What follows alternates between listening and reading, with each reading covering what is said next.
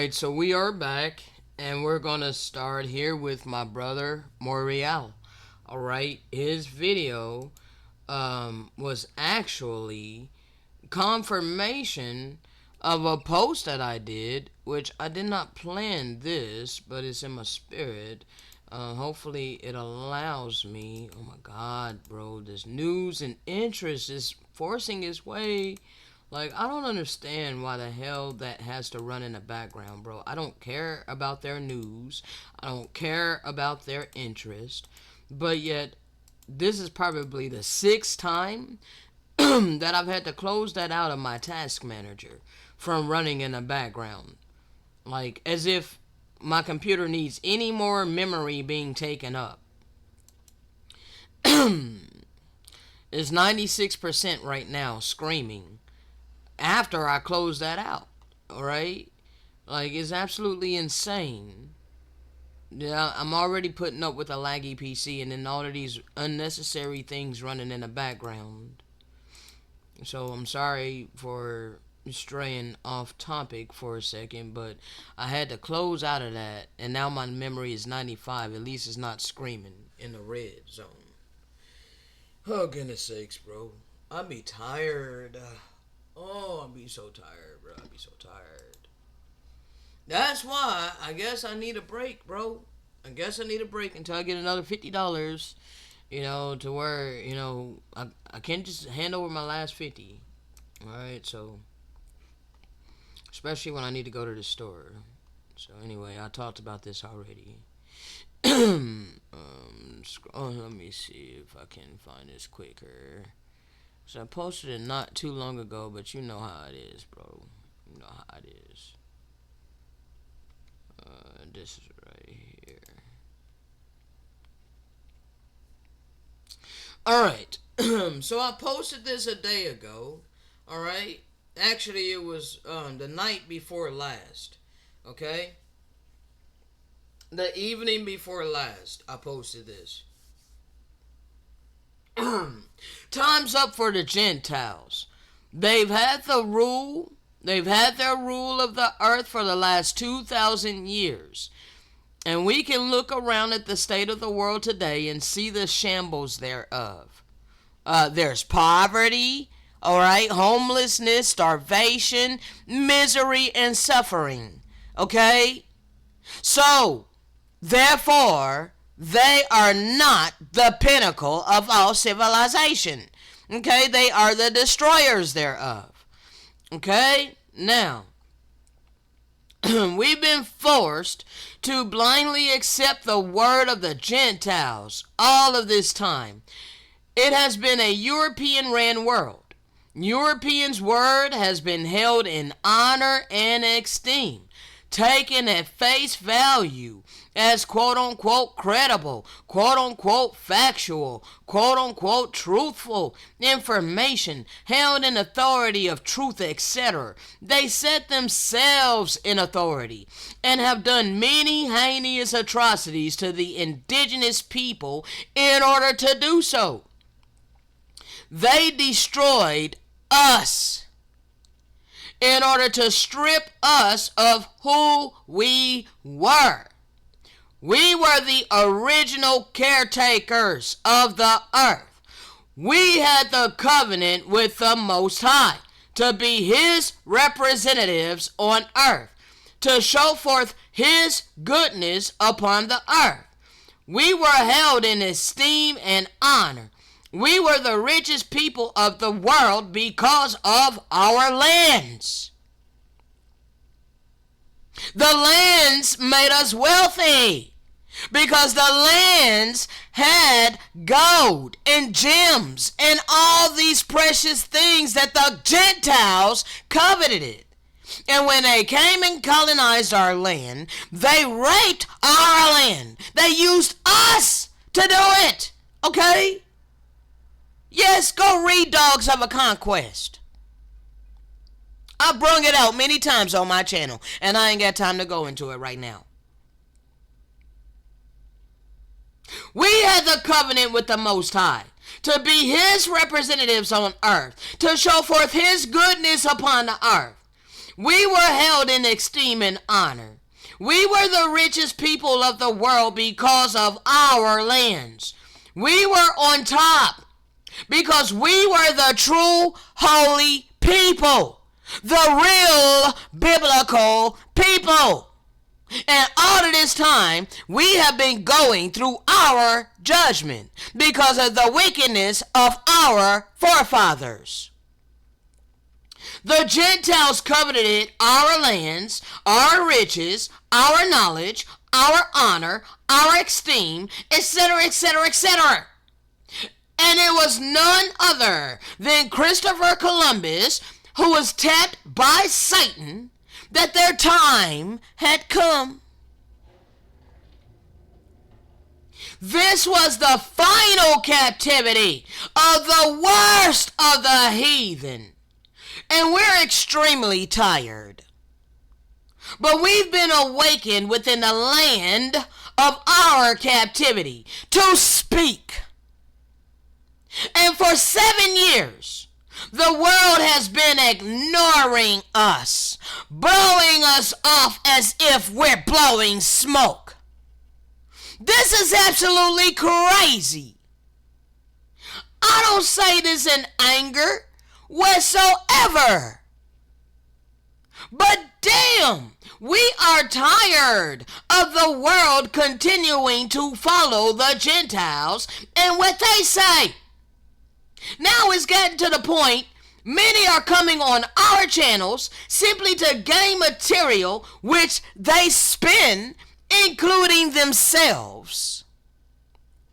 The only way the Gentiles is getting into the coming kingdom is with us. Yes, you can't cast off the true biblical people and think you're just going to supersede us and get into the kingdom? What in the hell is wrong with you?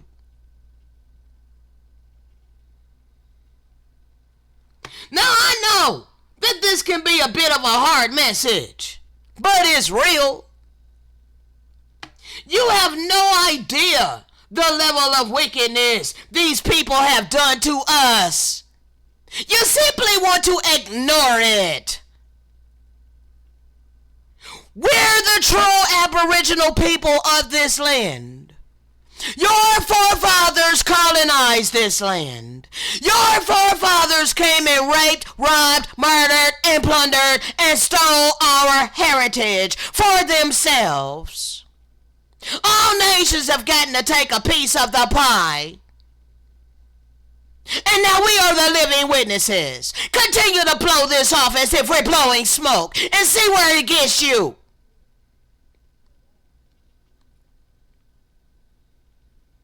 All I have ever wanted was real freaking love, compassion, kindness, mercy, and empathy.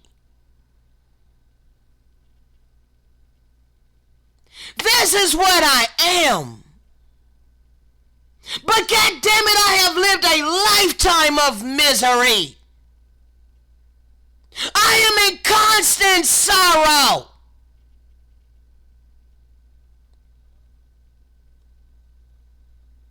Nevertheless, we are definitely in a paradigm. A paradigm is a false reality that's getting ready to right itself into the real reality. The Gentiles established what's quote-unquote truth, apart from what they considered as a lie.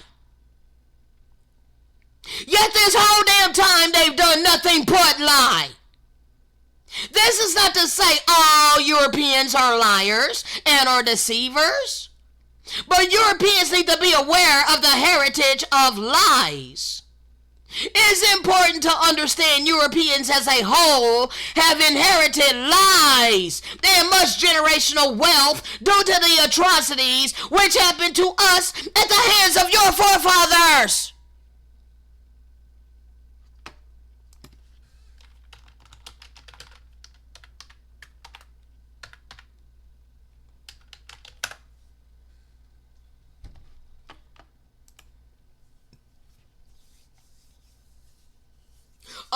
my strength and my fortress and my refuge in the day of affliction, the Gentiles shall come unto thee from the ends of the earth, and shall say, surely our fathers have inherited lies, vanity, and things wherein there is no profit. Now this works on two different sides. One, like as my brother Big Judah brung out, history repeats itself.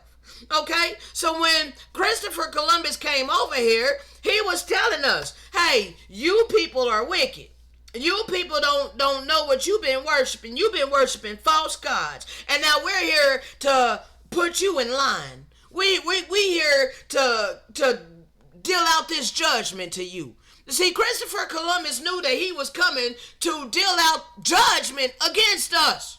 Okay? But this don't mean that the Most High sent him. It just means that the Most High allowed it. Allowing and doing is two different things. Okay? But in today's day and age, this scripture right here, you Gentiles, you are going to come from the ends of the earth, and you are going to say, surely your fathers have inherited lies, vanity, and things wherein there is no profit. Shall a man make gods unto himself? Your currency, your economic system, and they are no gods. It's not a real God. It's not the living God. Therefore, behold, I will this once cause them to know. I will cause them to know my hand and my might, and they shall know that my name is the Most High. Oh, yes, you are going to know the true and living power. All you people who are trusting in your riches, in your wealth, and your materialistic things, you are about to reap great destruction.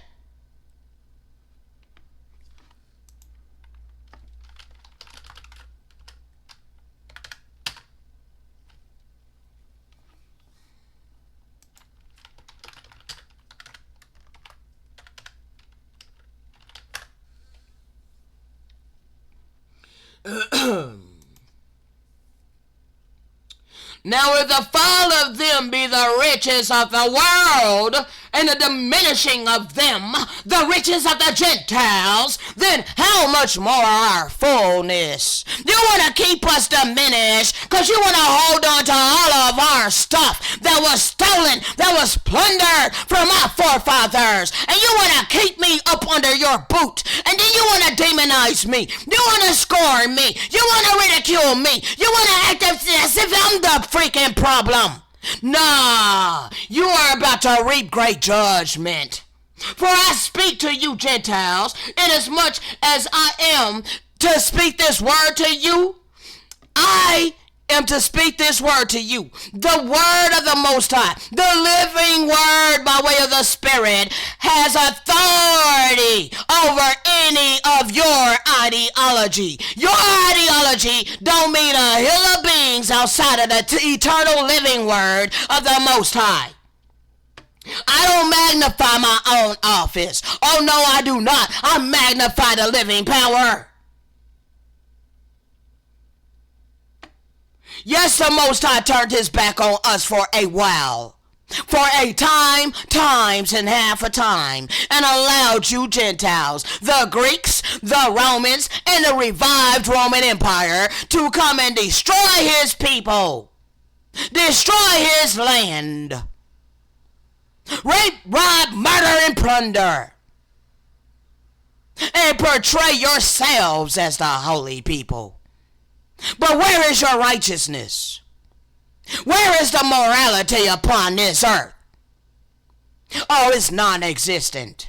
Because you are not the holy people. You are not the righteous people. For if the casting away of us be the reconciling of the world, what shall the receiving of them be but life from the dead? We're awakened now. We ain't going back to sleep. We're to speak this living word to you by the way of the Spirit. Whether you listen or you fail to listen. For you are in the valley of decision. And it is according to your actions that will determine your fate.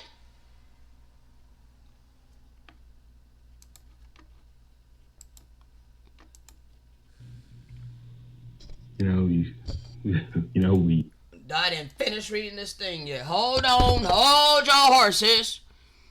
All right, hold your horses.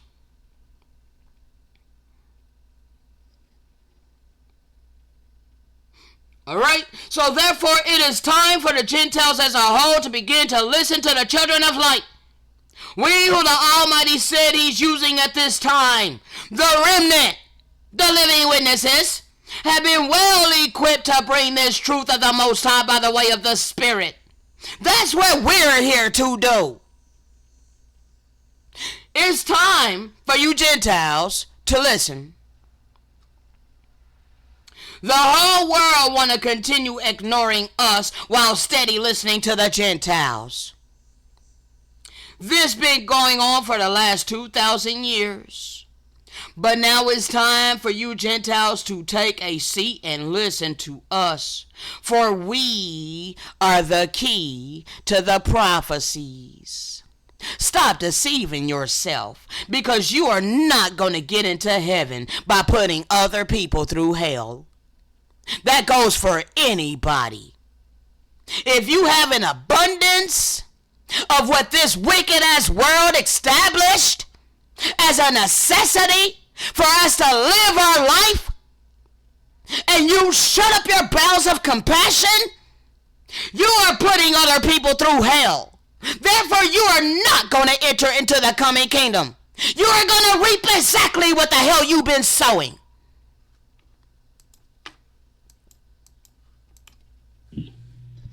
we try our best to bring forth truth, wisdom, understanding, and knowledge to the blind, and they scoff at it daily. They love to scoff at it.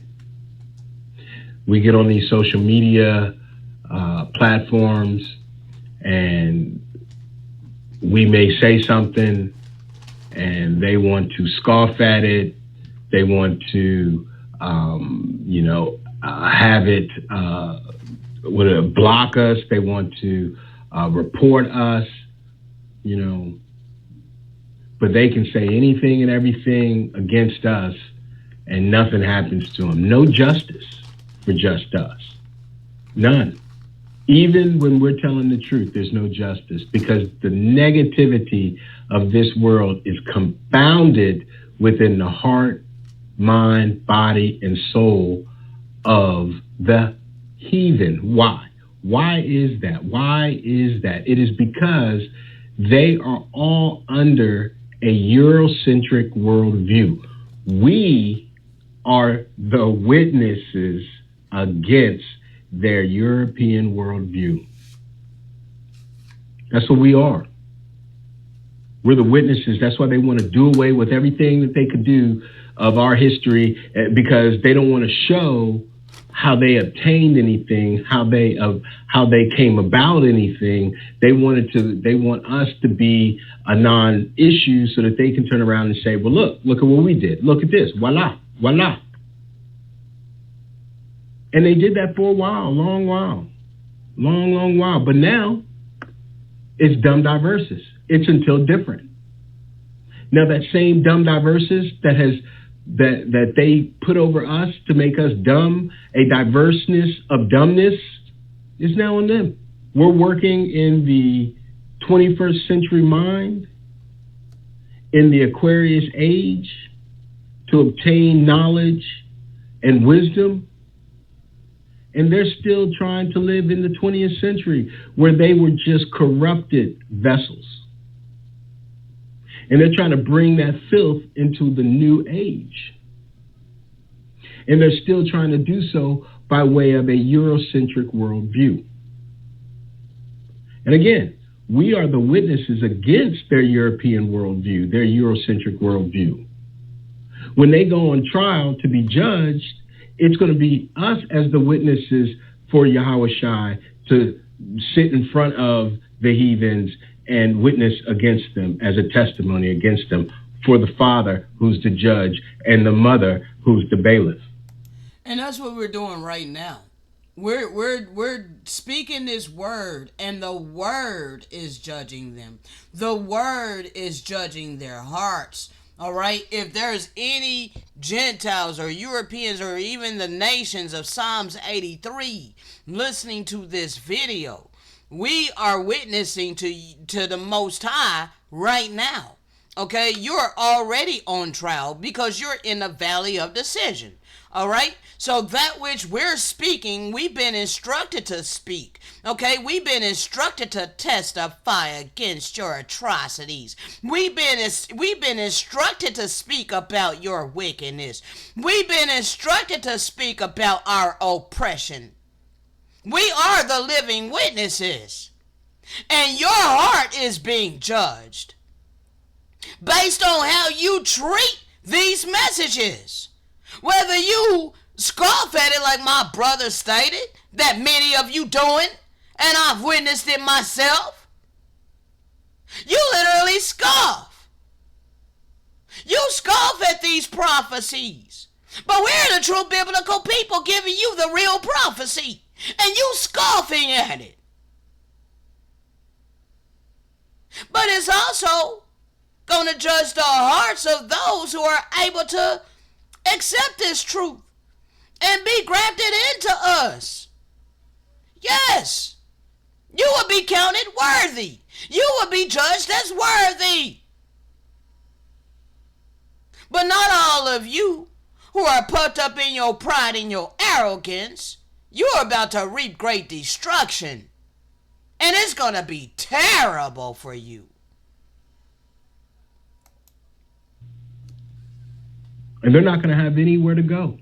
And rightfully so.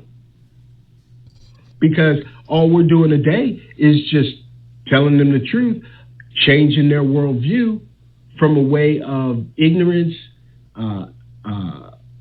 wickedness, lies, and trickery to one that tells the truth. Now watch this.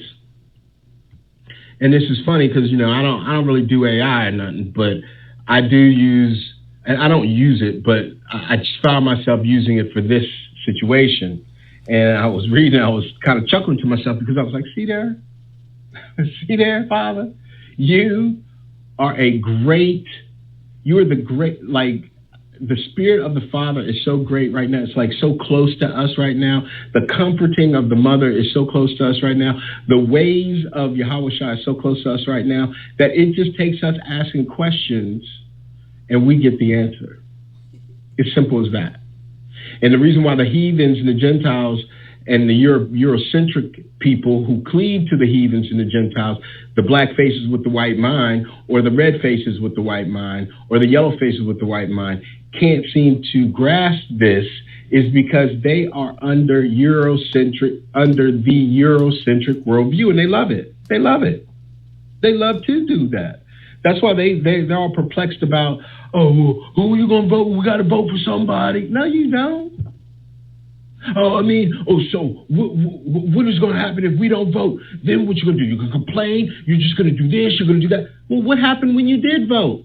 What have you gained when you did vote? Reasoning out a matter. But when you're under a Eurocentric worldview, you can't reason out a matter. It's all madness. Now watch this. In sociology, Eurocentrism refers to a perspective that views Europe as the central force in shaping world history, promoting its values as universal and superior. Its values as universal and superior to other cultures. Essentially interpreting the world through a European lens, often justifying colonial domination of non-European societies by portraying them as less developed or advanced. It is a form of cultural bias that prioritizes European experiences and perspectives over others. That it is a form of cultural bias that imposes European experiences and perspectives over others. Okay? Key points about Eurocentrism. Centralized perspective. It places Europe at the center of historical narratives and global understandings. There's your three parts. Everything's got to happen over there. Nothing happened over here. Look there. Look over here. Look over here. Don't look over there. Cultural bias. It assumes European values and practices are the norm and superior to non-European cultures. Paganism, filth, debauchery, heathenism. Colonial legacy. Eurocentrism is often linked to the justification of European colonialism and imperialism. My way or the highway. I will destroy you. Matter of fact, I'm killing all of y'all right now, and I'm taking your land, your women, your babies, your everything. I'm taking your God. Critiques. Scholars in various fields, including sociology, history, and anthropology, criticize Eurocentric perspectives for their inherent bias in overlooking non-European contributions. Of course, Eurocentrism is generally defined as a cultural phenomenon. Watch this. A cultural phenomenon that views the histories and cultures of non-Western societies from a European or Western perspective. Look at that. So even the book that they stole, even the scriptures that they stole and made and compiled a book that they called a Bible is from a European, Eurocentric worldview. Yet at the same time, all of the scriptures pertain to a melanated Hebrew worldview. Exactly. So that goes to what Brother Judah was saying in terms of the perspective that we view these scriptures from, and also goes to what Sister Pat was saying about the scriptures being, the perspective of the scriptures being geared toward the wicked, especially Revelation. Because it depends, scriptures are ours, but it also pertains to the age. That's why they've lasted so long, because the perspective of how you view or how you see the scriptures, or what you view, your view from the scriptures, will determine the outcome of your fate. And people don't want to deal with that. That's why they flip the script, they change all that, they make it a European perspective, and they say white Jesus. Because white Jesus says, oh, that stuff that you just talking about don't mean nothing.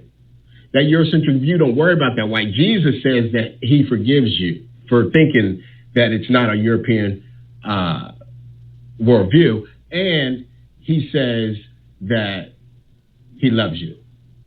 Even though we done killed half of your people, we done did this, we done did that, we done raped, stole, all with this Eurocentric view, but white Jesus says that it's okay because we forgive you. What?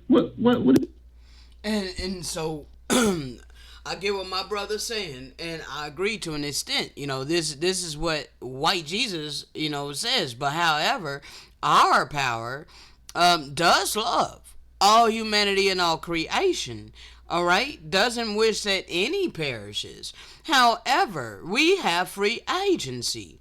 All right, and if you choose to disobey that eternal law of sowing and reaping and love and all of it, or you choose to disobey the eternal law of love, understand that eternal law of sowing and reaping is still gonna be fulfilled. You're still gonna reap what you sow, regardless of what the hell you believe. All right, and it is according to your actions. All right, so the Messiah can still love you and allow you to go through your judgment. Look at us. Well, you think that the Messiah don't love us because we were, allowed to go through all of this great affliction? We are loved. We're very much so loved by the Most High and our big brother Yahushua HaMashiach, the promised anointed one. Okay? Yes, we are loved.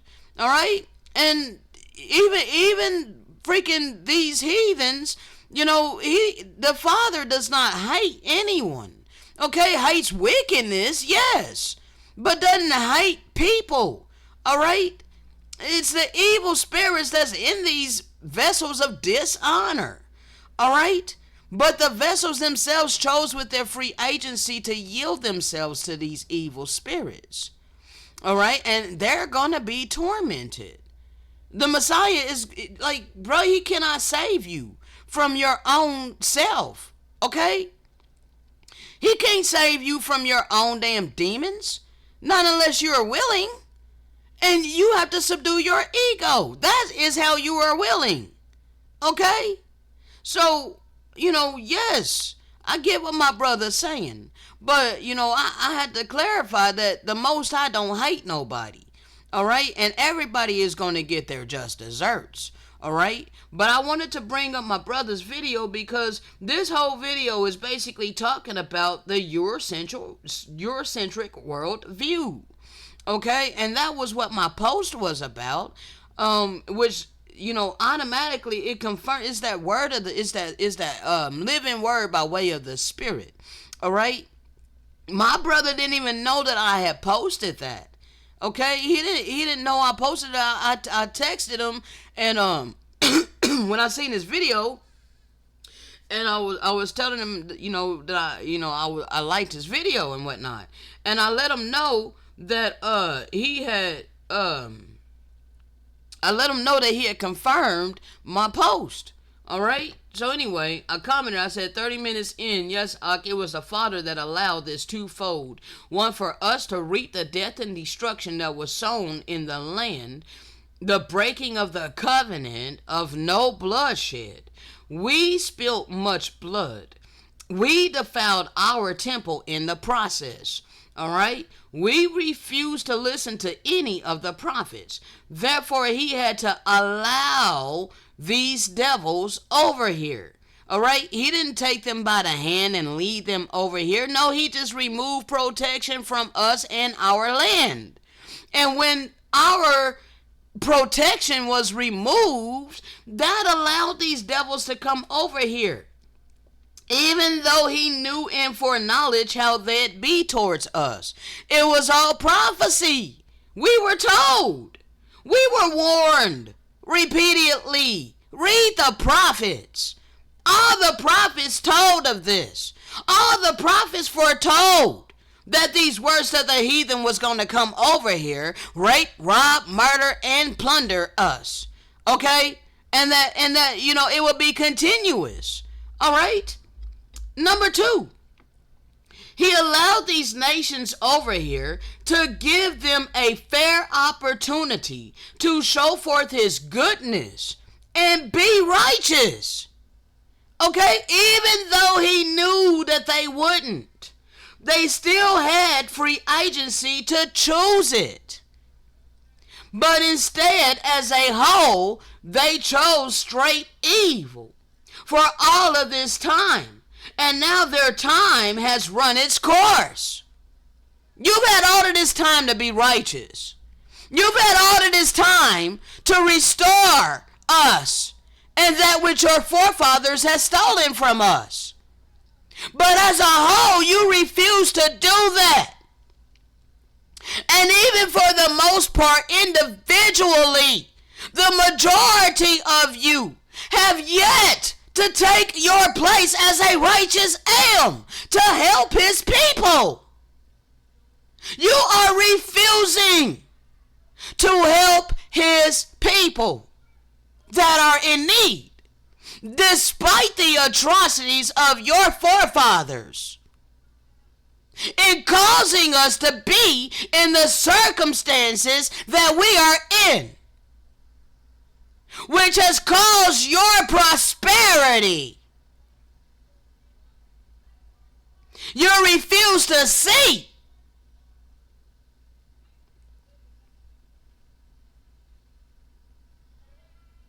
So your time has run its course. The Spirit is back with us. And all of you wicked people are in trouble. They refuse as a whole.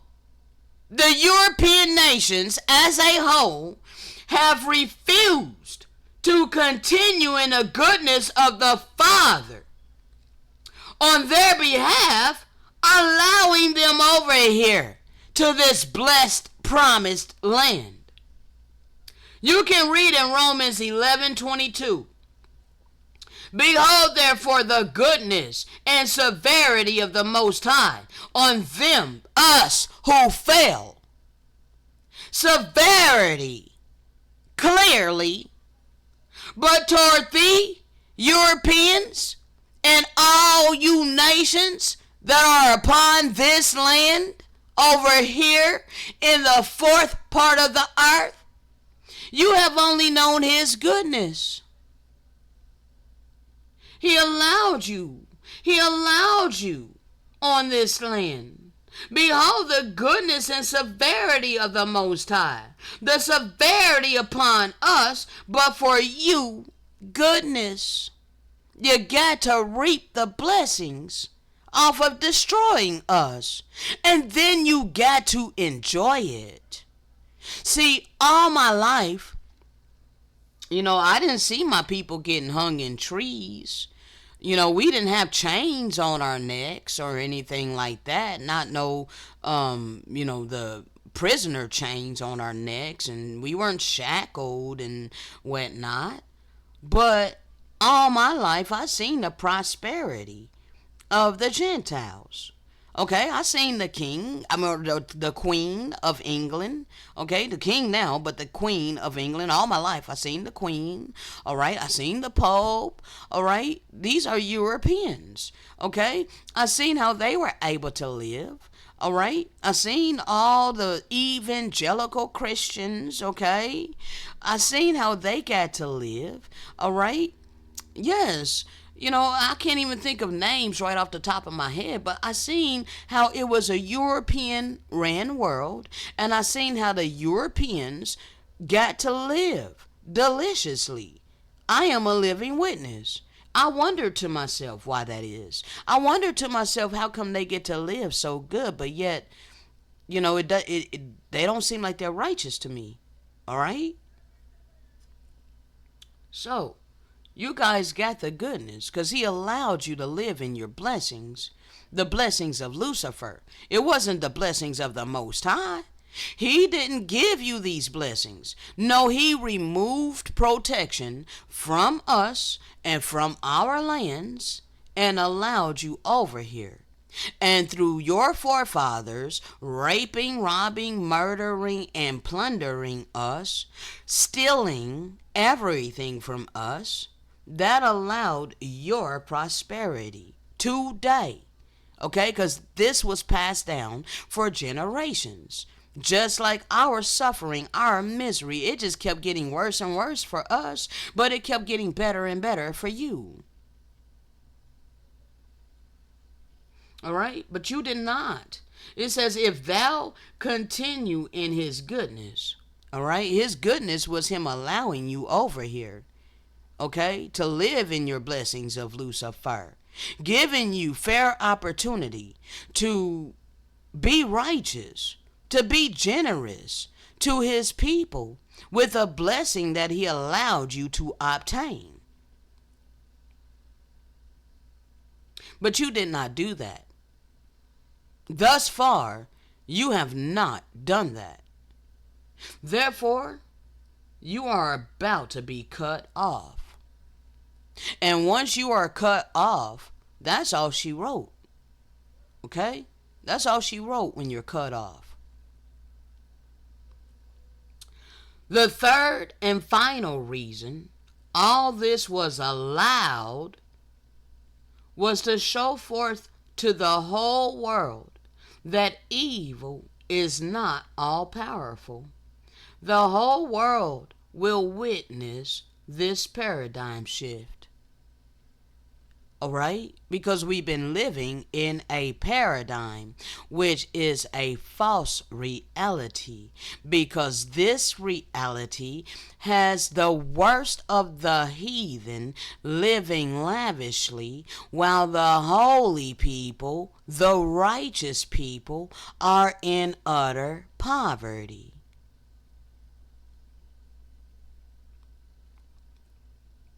All right, now I'm done with my brother's video right here. Now we are going to deal with this, but I want to find out where we are in the audio, so give me just a moment. And all of this was allowed by the Great Spirit.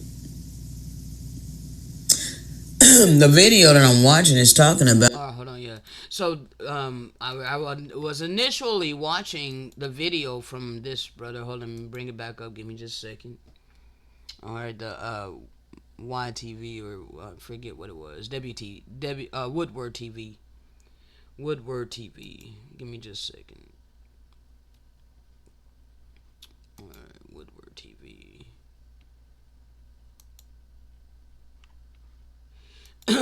Alright, so this video right here.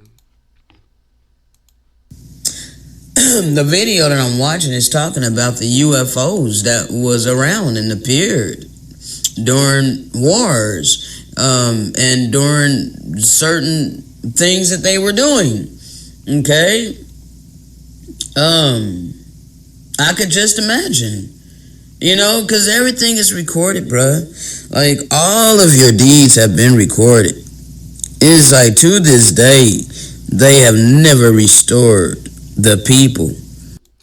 Yes, they never restored us, and everything has been recorded. Okay, so give me just a second, people. I'm dealing with my slow and laggy PC. I can't even talk correctly for some reason. All right. So let's see. Give me just a moment. Hopefully, I don't have to bring that laggy page back up. The YouTube. Let's see. Give me just a second.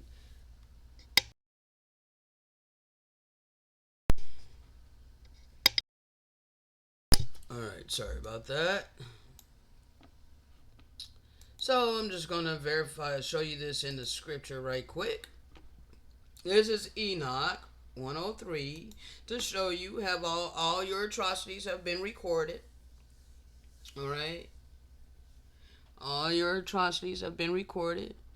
You sinners say that all your transgressions shall not be taken account of and be recorded, but all your transgressions shall be recorded daily. And be assured by me that light and darkness, day and night, behold all your transgressions. Be not impious in your thoughts, lie not, surrender not the word of uprightness, lie not against the word of the holy and the mighty one, glorify not your idols, for all your lying and all your impiety is not for righteousness, but for great crime. Okay? Great crime. Alright? So why so proud of European history? Why so proud of this Eurocentric world view? Why do you continue to hold on to that as if that is the pinnacle of morality and civilization? You have been deceived. All right, now in the other video, the first one, it was mentioned within the audio that we knew of your coming to this land. There was omens, Florentine Codex, and for this, I kind of want to go to my brother Big Judah, right quick. That's what I feel led to do. All right, we're going to go to my brother Big Judah.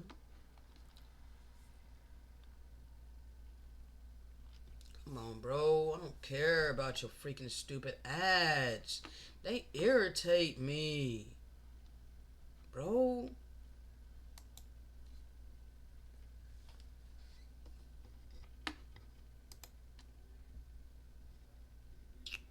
Alright, was it? Which one was it? Maybe it was this one.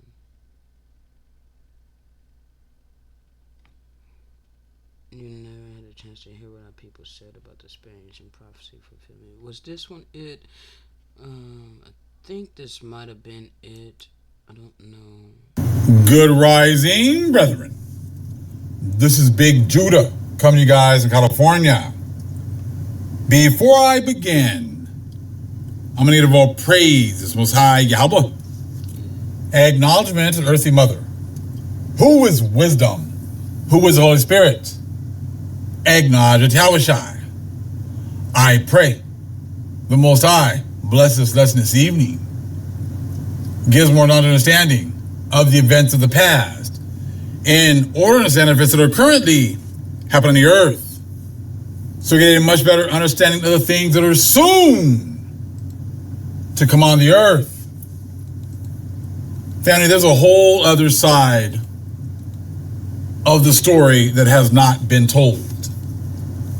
The Bible was set up to 1611, and it was cut up in order to just give you Gentile perspective of things.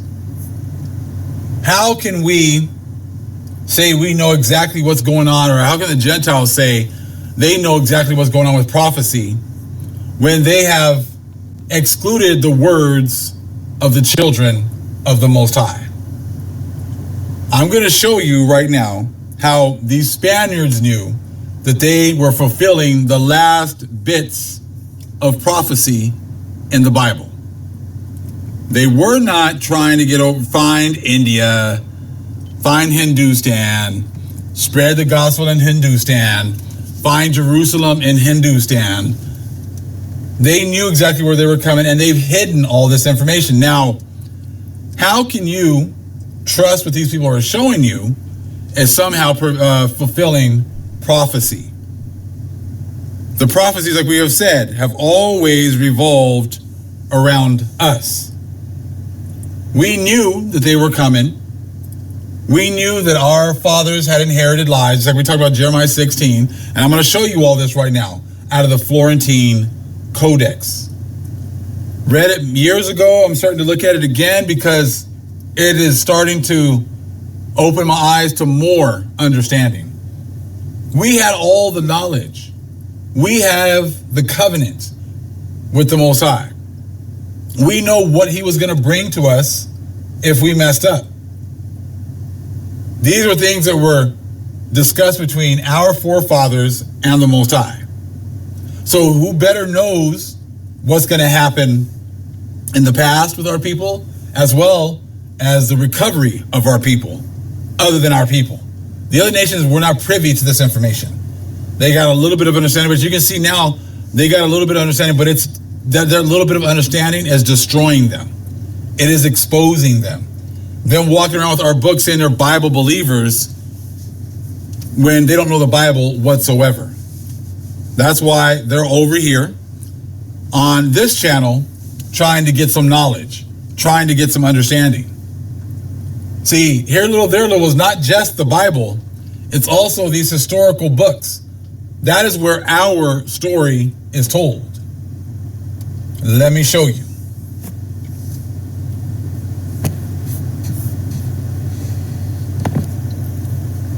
I'm going to review, because this is what we're going to go into.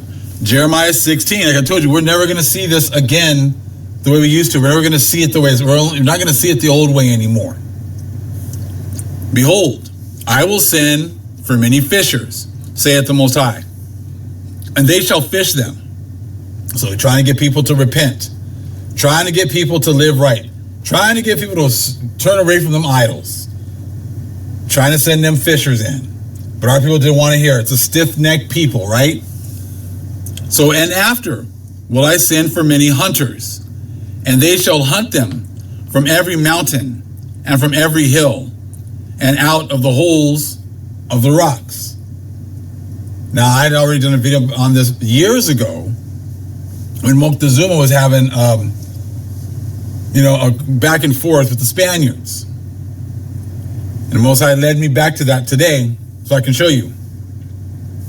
Check this out. Especially this part right here. From every mountain and from every hill and out of the holes of the rocks. Now I also want you to see this 4:17. For mine eyes are upon all their ways. They are not hid from my face. Neither is their iniquity hid from mine eyes, our idolatry. And first I will recompense their iniquity and their sin double, because they have defiled my land. They have filled my inheritance with the carcasses of the detestable and abominable things. All right? Us worshiping these idols. We were defiling our temple with the dead bodies of the Father's innocent creation, which he never gave as a food source.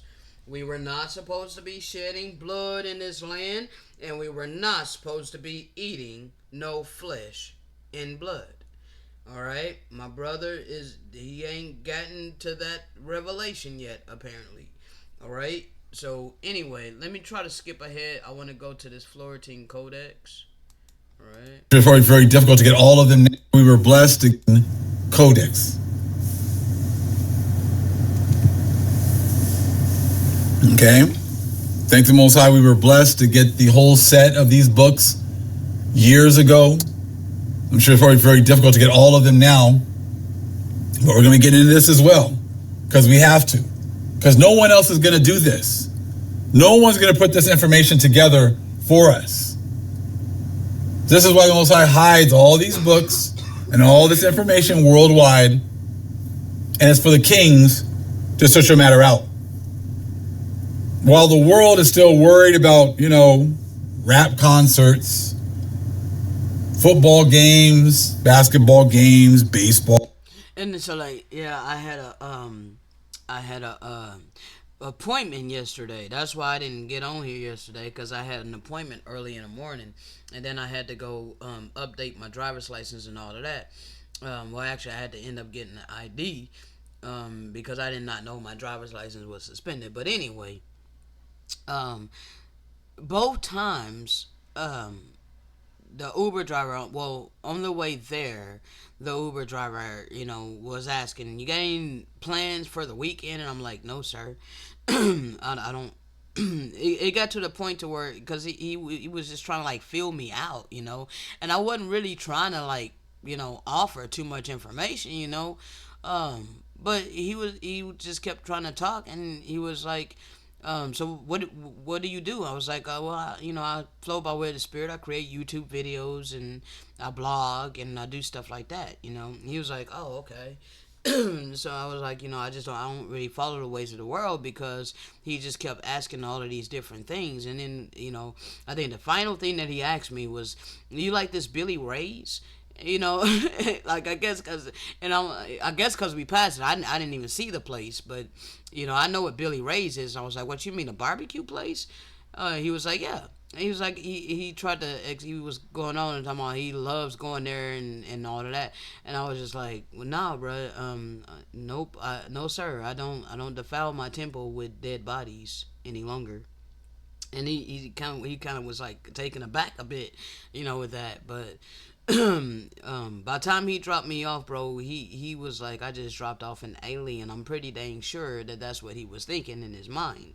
Like, this person doesn't do anything that's normal and considers meat dead bodies, like, I could just imagine what was going through his mind, bro. But anyway, that's how it is. People going about their, they're going about the ways of this world, and they're not thinking about anything spiritual, but that's all I think about. That's all that I care about. All right, I don't care about the superficial, trivial bullcrap of this world. Now, my brother stated that the Most High hid these things. No, the Most High didn't hide this. Clearly, the Gentiles hid it. Okay, the Gentiles came over here hiding it. They were not being used by the Most High. They were being used by the adversary. All right, and the Most High allowed it. Like, this is the deception that my brothers is not getting. All right, they're not understanding that the Most High allowing Satan his time to use vessels of dishonor is not the same thing as the Most High doing these things and or using these people. The Most High was not using them. The only reason that they could possibly use that is because of the eternal law of sowing and reaping. They're making it like the Most High is bringing about all of this evil upon us. But that is not true. Okay? Because the Most High did not force us to break his eternal law. All right? If he forced us to break his eternal law, then you would have a point. But we have free agency to either keep his eternal law or disregard his eternal law. And our choice to disregard his eternal law caused us to reap great destruction. All right? We reaped what we had sown. Therefore, it was not the Most High doing it. We did it to ourselves. The Most High allowed these Gentiles to come over here and destroy us. All right? And they were utilized by the demonic realm, not by the divine realm. Okay? The divine realm cannot use vessels of dishonor. Okay? The divine realm only uses vessels of honor. Okay? Now let's continue. All games, partying, when's the next vacation? Some people are called to bring this information back to the world. A few of us. Many are called, but few are chosen. So right here.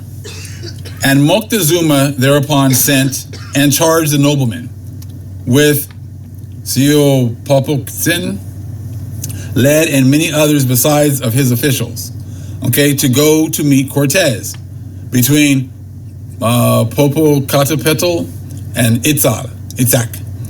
Pepetl there in Huahetechak, something like that. They gave them golden banners, precious feather streamers, and golden necklaces. And when they had given them these, they appeared to smile. Excuse me. They were greatly contented, gladdened, as if they were monkeys.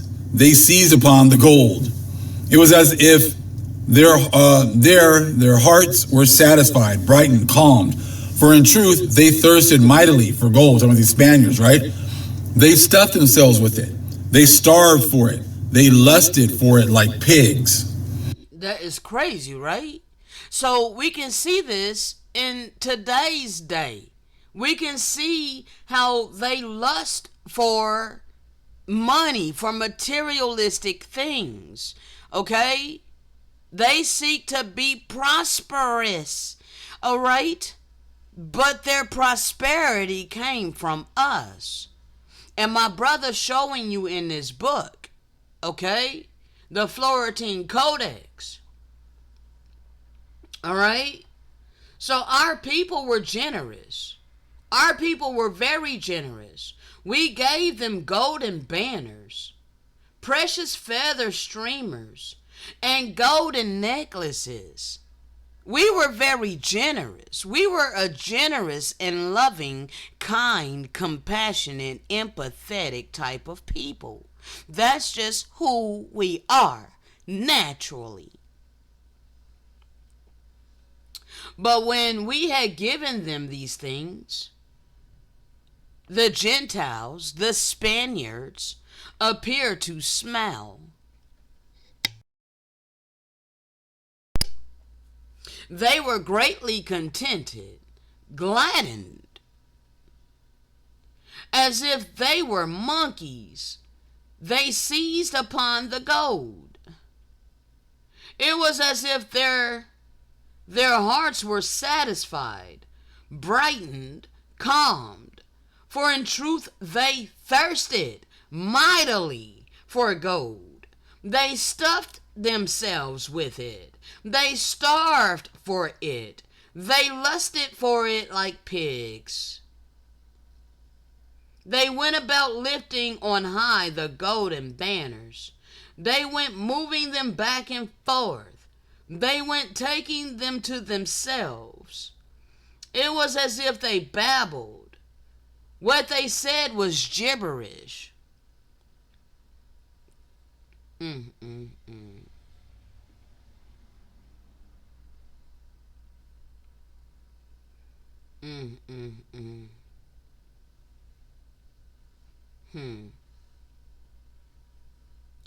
So let me let my brother continue. And they went about lifting on high the golden banners. They went moving them back and forth. They went taking them to themselves. It was as if they babbled. What they said was gibberish. And when they saw Zugapotzin, they said, Is this one perchance Moctezuma? They spoke to those who were among them, their watchers, the Tlaxcalans, the Centropolitans, Thus they secretly questioned them. They said, "Not this one, O our lords. This one is Seopachixin. Moctezuma is delegating him." The Spaniard said to him, "Art thou perchance Moctezuma?" He replied, "I am your governor. I am Moctezuma." And then these said to him, "Go thou hence. Why dost thou lie to us? Who dost thou take us to be? Thou canst not lie to us. Thou canst not mock us. Thou canst not sicken our heads. Thou canst not flatter us. Thou canst not make eyes at us. Thou canst not trick." Now, this is the original language that they were, getting this information from. This is that original language right here. Okay? So, thou canst not us. Thou canst not turn aside our eyes. Thou canst not make us turn back. Thou canst not annihilate us. Thou canst not dazzle us. Thou canst not cast mud into our eyes. Thou canst not touch our faces with a muddy hand. Not thou. For Moctezuma is there. He will not be able to hide from us. He will not be able to take refuge. Where will he go? Is he perchance a bird? Will he perchance fly? Or will he perchance plant his road underground? See, they're aware of these underground tunnels.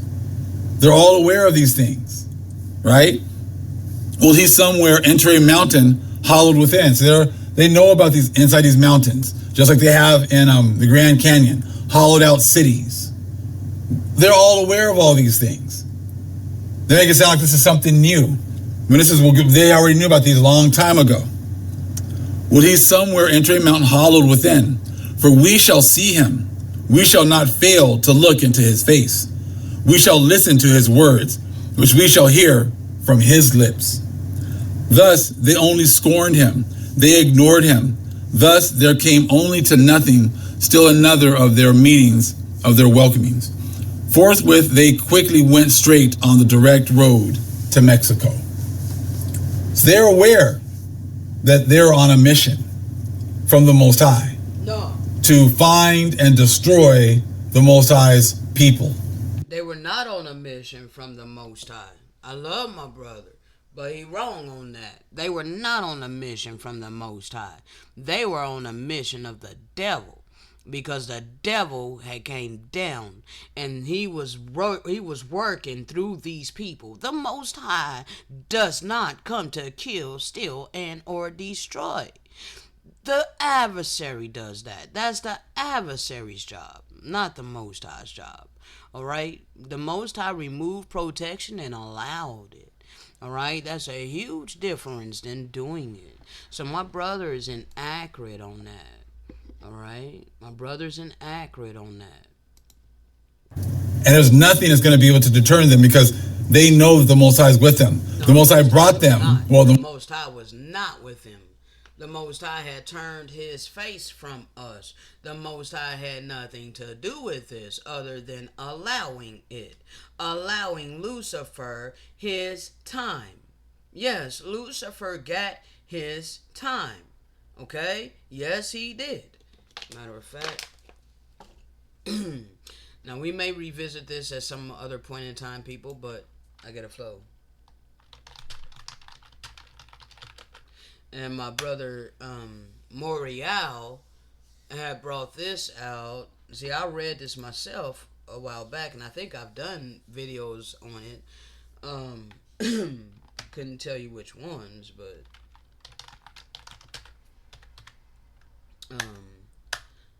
we're gonna go over this. My brother Morial had brought this out in his video as well. So both of these videos I recommend people check out.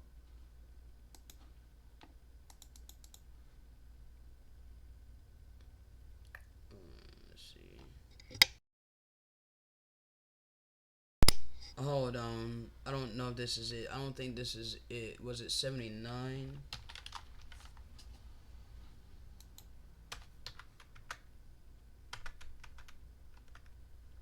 Come on now. Okay, yes, this is it. It was 79, not 76. The Americas are discovered and conquered in wickedness. Do you think that the Most High does wickedness? or does the Most High allow wickedness? There is a huge difference, okay? The American Revolution was fought under the influence of Satan to reward the rich, okay?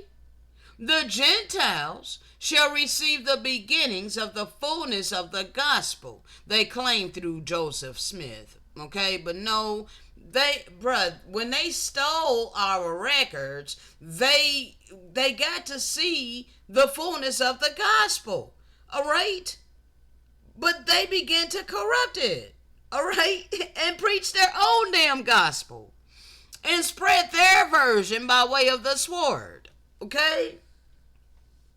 Now, the work of the gathering shall commence with the work. You know, I don't pay attention to these names of the people that they put in here, okay? But it's the work of the Most High. The work of the gathering shall commence with the work of the Most High that he's doing through the children of light, okay? And the coming forth of the sealed portion, all right? However the sealed portion came about, all right? But the people that's bringing it forth to you today, you know, bringing it out, because this information was not being brought out like it is now. Okay, so this that I'm doing is prophecy, okay? Because we're at the end. All right, now it shall come to pass among the nations of this great European empire, because that's what we're talking about, right? We're talking about a Eurocentric worldview. We're talking about why so proud of European history. Why is this held in esteem? Why is this held in honor? As if it was done in righteousness. As if it was holy. As if it was something that came from the Most High. It did not. Okay, this is why it is very important to separate good apart from evil. You must separate good apart from evil. They are not a blend. It is not mixed. I do not understand why it's so hard, why it's so complicated for people to put a divider. Okay? You need to ask yourself, is this good or is it evil? Okay? Is it righteous or is it wicked? All right? If it is wicked, then it does not come from the Most High. Okay? Just because he gave free agency don't mean that he created evil. Don't mean that he created wicked people. Okay? Don't mean that he created evil spirits. No, it don't mean that. Okay? Free agency means that you get to choose who you are. By your actions, by your thought process, by your heart condition. Okay? The responsibility is on us. Not the Great Spirit. Not anybody else but ourselves. Okay? I really hope that people can get this. Alright, the reason that you want to keep blending this is because you don't want to take accountability for your own damn actions. There is a difference between doing and allowing. Okay? The Father has to allow. Okay? If he did not allow, then he would not be all good. Dictatorship is wickedness. Okay? Now there is a certain amount of dictatorship, I guess, if you could, say dictatorship. But in the different levels of the kingdom, there are laws in effect. Okay? If you want to see a law as dictatorship, okay, then that's how you want to see it. But these laws are divine and eternal in order to keep proper balance in the universe, in the world. Okay? There has to be stability. Okay? But that does not mean dictatorship. All right? This is by divine inspiration, divine design. Okay? This is not all by chance. This is not all random. Okay? So in the celestial realm, the highest level of the kingdom, that is the only level that we are allowed without penalty. Like there's no penalty attached to the celestial beings. We're allowed to create worlds, our own worlds. Okay?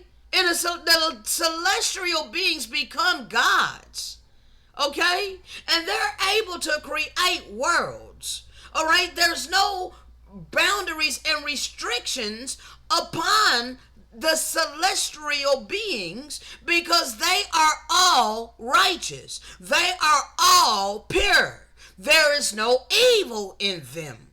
Okay? Therefore, they live to serve. All right? They are the servants. Only the true servants are the celestial beings. Okay? Because we live to make the creation happy. All right? That will be the reason for us creating a spirit. To create a spirit, we don't create a spirit to be miserable. We create a spirit to be happy, to be joyful. Okay? Not to be tortured, not to be in agony and turmoil, suffering. So the celestial beings are given the power to create spirits and worlds and place their spirits that they created in the worlds in which they create. The terrestrial kingdom does not have this power. The terrestrial kingdom has even less powers than a terrestrial kingdom. Okay? So, if you want to look at the Great Spirit, the everlasting benevolent source of love, life, and all things good, as a dictator because of the eternal law that's in effect, then that's on you. That just means that just proves how wicked you are. That you can't grasp that there is an eternal benevolent energy source, the very essence of love, the very essence of compassion, kindness, goodness, mercy, empathy. Like, bro, this is the benevolent power. Okay? The benevolent power is not intertwined with negativity and maliciousness. Okay? Evil. All right? No, that's the opposite. Okay? So the opposite of benevolence, let's look at that. And I'm going to get back to the seal portion.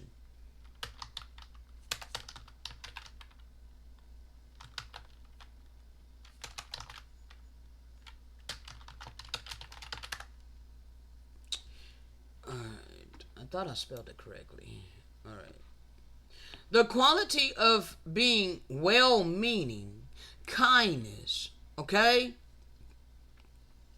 Kindness, kind-heartedness, big-heartedness, goodness, goodwill, all right, compassion, consideration, thoughtfulness, decency, all right, charity, charitableness, all right, bruh, I think I've brung this out before, all right, now, the opposite is spite, all right, now,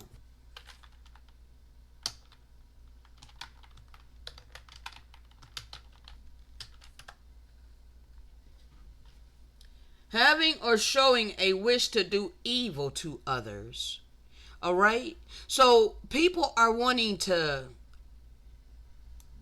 say things about the Great Spirit, the benevolent power. They say that this power does and or wishes to do evil to others. When they say things like, the Most High allow them devils over here, and the Most High was using them to do such and such and such to us, that would be a malevolent, that's mixing malevolence and attaching that to the benevolent power that did not wish any of this upon anybody. Okay, but it was because of our stiff-necked, hard-hearted forefathers that refused to be obedient to the eternal law of love.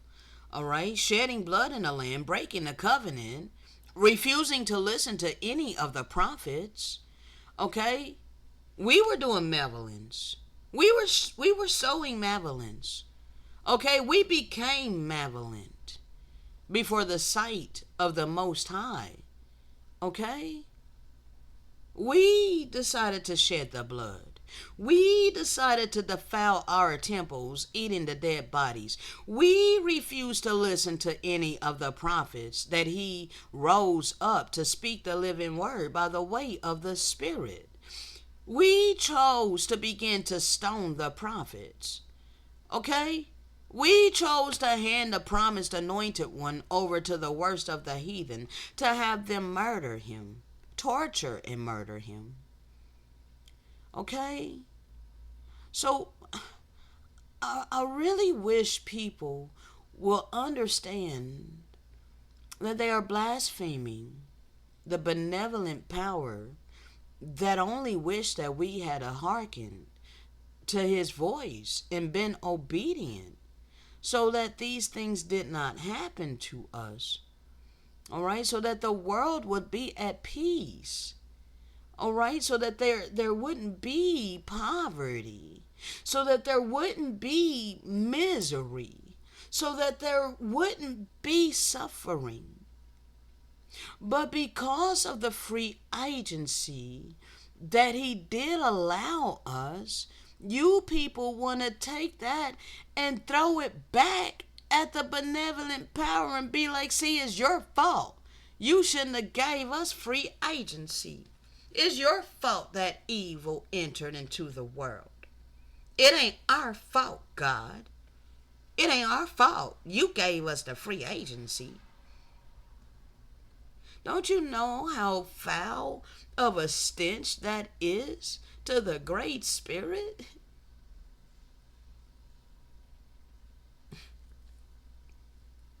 I choose to live my life holy before the eyes of my Maker as much as possible. I don't cuss people out. I don't do things to others that I wouldn't want done to myself.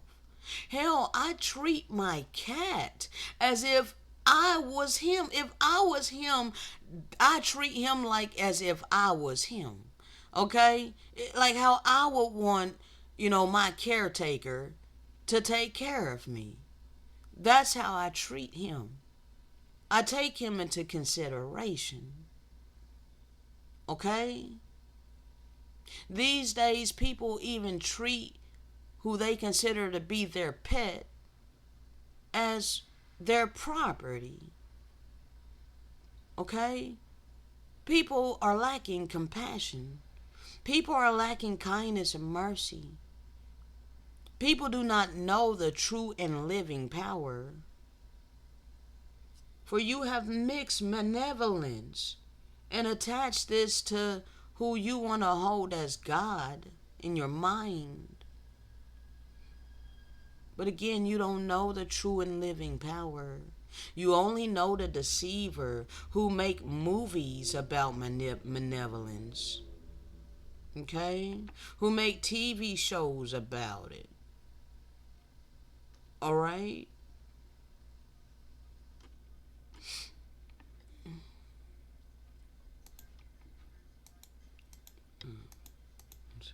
Alright? So understand, people.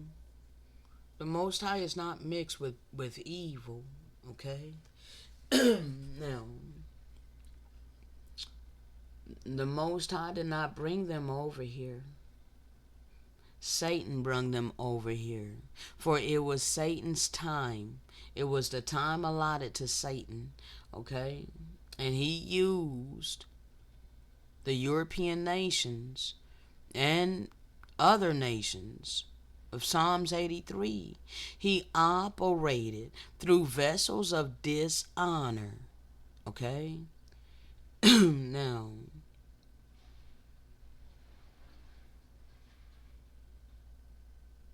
and it shall come to pass among the nations of this great European empire, which shall be formed from other nations and kingdoms of the earth, that a group of people who shall travel across the great oceans and establish themselves in the land of my fathers.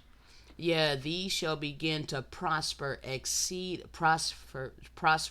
exceedingly in all things. They became prosperous because they destroyed us.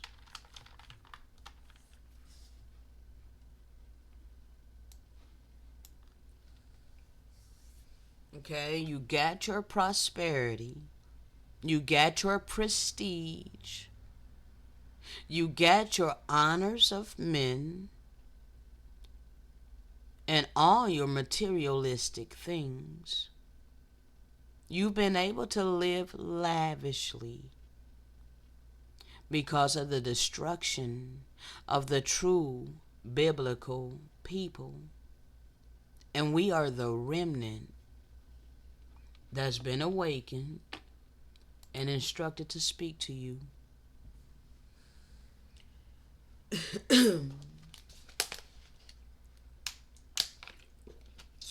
Verse 2.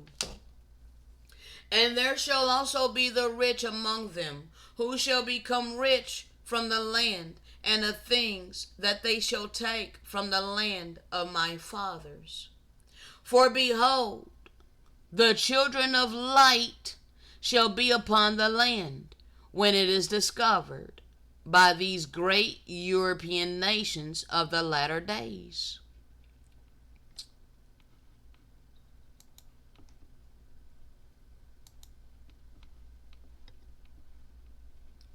American, Webster's Dictionary, 1828. A native of America, originally applied to the aboriginals or copper-colored races found here by the Europeans. Look at these copper pennies and look at her skin complexion. When I put a copper penny against my skin, it blends in because I am of the copper-colored people here in this land that was originally here and found by the Europeans. But now, American applies to the descendants of Europeans that have been born here. And for 48 years of my life, I am a living witness. I have seen with my own two eyes your prosperity. How you got to get above me and my people very high, and we came down very low. See, all my life,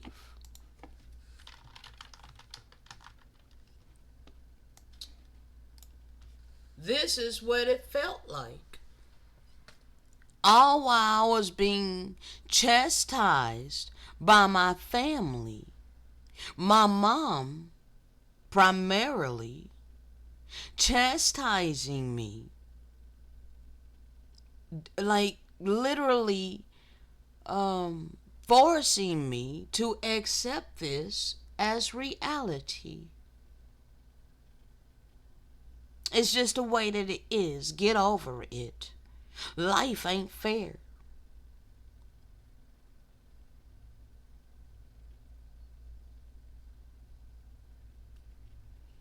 But I did not like this.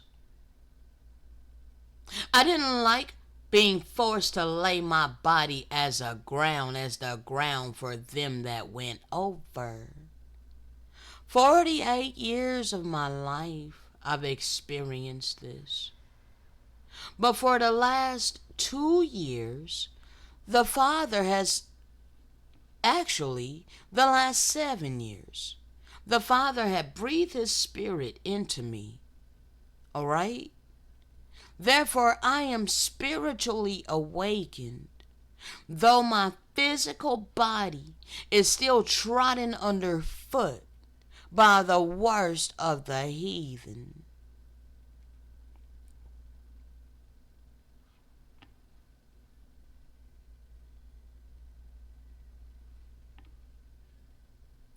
Trodden underfoot by the worst of the heathen.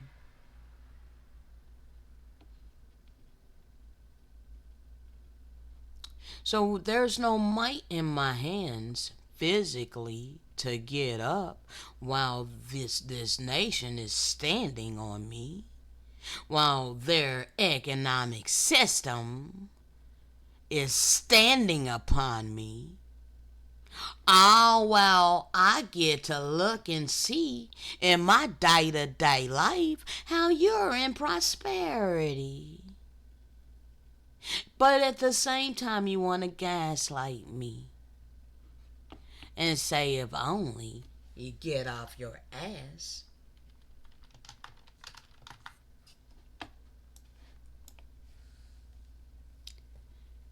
And work for a living. Be a responsible adult.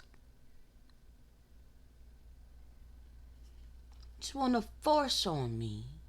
But this is my land. Why you want to force me to be a rat? To work for your currency? Just for your freaking permission to live on my ancestral land?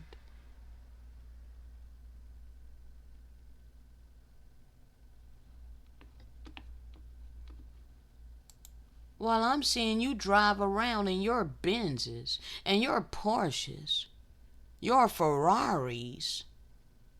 I see how you're living. I see how you get to take vacations. I see how it's the Gentiles that own private yachts and jets and boats and freaking a cabin in the woods and freaking, beach houses, penthouses. I didn't seen it my whole damn life. All while experiencing this. And you trying to tell me that I ain't the biblical people? When I read my life in the scripture?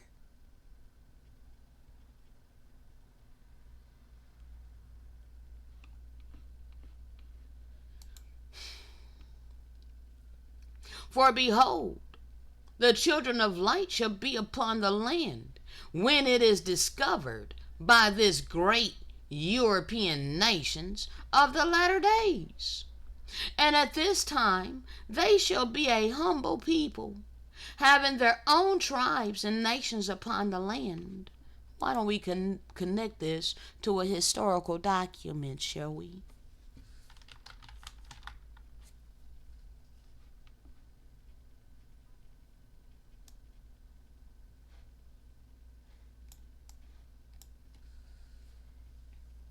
Of the island of Hispaniola, 1542.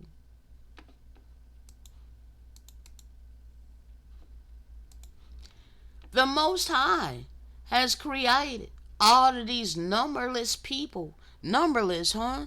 That be as the stars of the sky, right?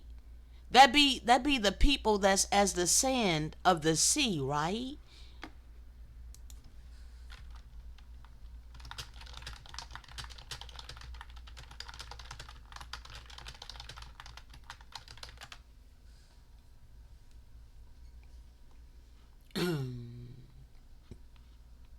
that in blessing I will bless thee. He's speaking to Abraham. That in blessing I will bless thee, and in multiplying I will multiply thy seed as the stars of the heaven, and as the sand which is upon the seashore. And thy seed shall possess the gate of his enemies. And in thy seed shall all the nations of the earth be blessed, because thou hast obeyed my voice. All who obey his voice will be blessed.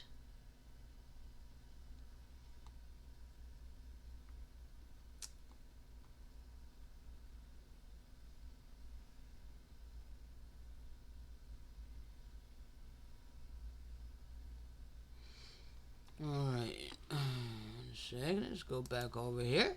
Alright. The Most High has created all of these numberless people,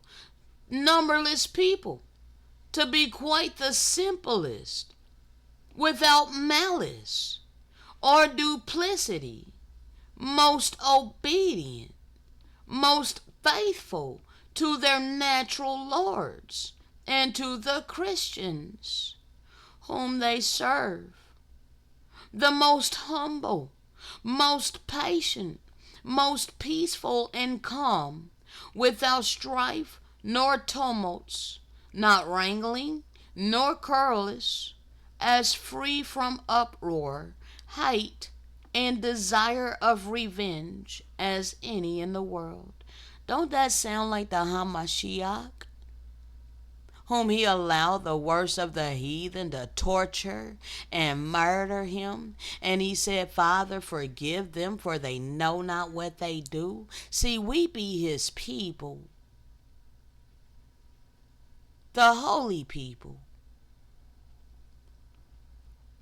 Among these gentle sheep, gifted by their Maker with the above qualities, I was born this way. I was born this way. And all my life, all 48 years of my life, I was surrounded by people that did the most to me to try to turn me away from these qualities. The Spaniards entered as soon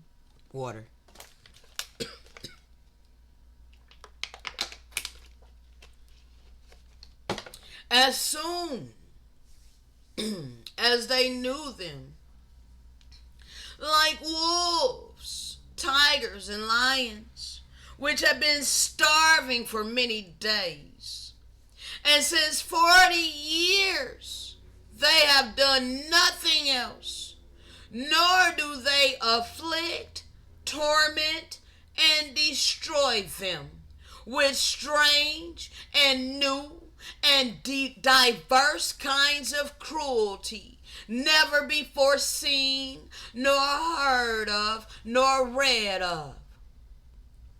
The Christians, why you so proud of your history, Europeans, you evangelical Christians that think Christianity is so benevolent? You seriously think that you came over here spreading the love of Jesus? Let's read about you Christians and what you did in these lands, shall we? The Christians, with their horses and swords and lances, began to slaughter and practice strange cruelty among them. They penetrated into the country and spared neither children nor the aged, nor pregnant women, nor those in child labor, all of whom they ran through the body and lacerated as though they were assaulting so many lambs herded in their sheepfold. Now this is what the scripture said would happen to us because of our iniquity. So let's compare this to the scripture.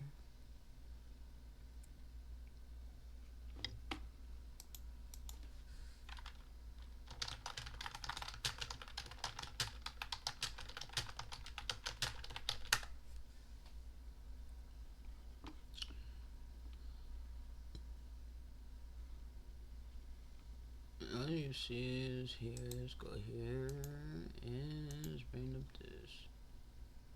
A nation of fierce countenance, a ruthless nation. These are the curses for disobedience, because we are the biblical people who have broke the covenant of this land.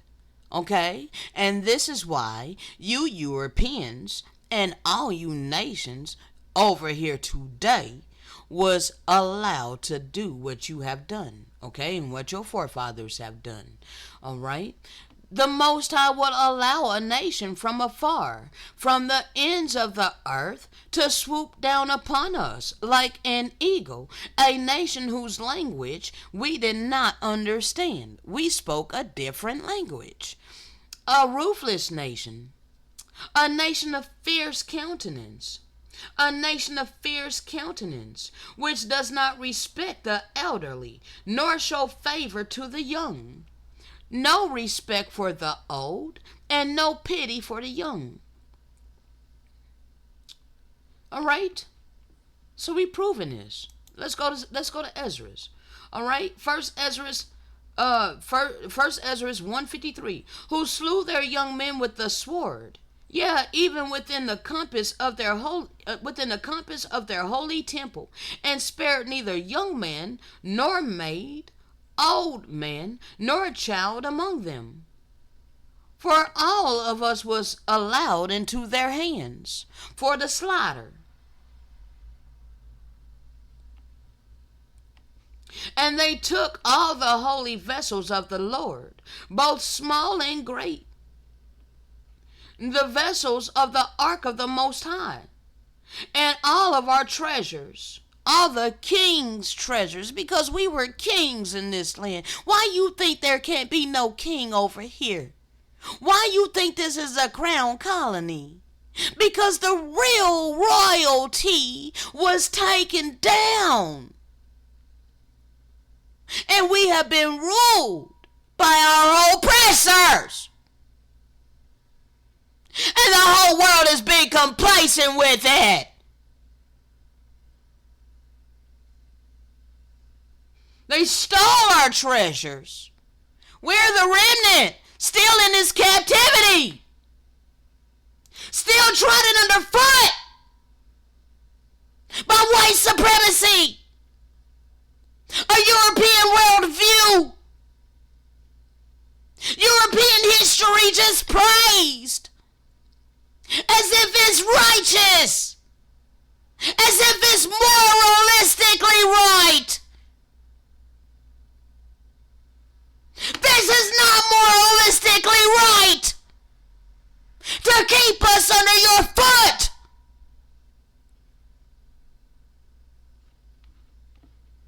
We are tired of your oppression. This brings me to another video from one of my brothers. 1 second. I gotta find this one. Alright, because it's been brought to my memory. Give me a second. Gotta go to history. I gotta scroll down a bit. Give me a second, people. Alright, give me a second. No, it's not that one.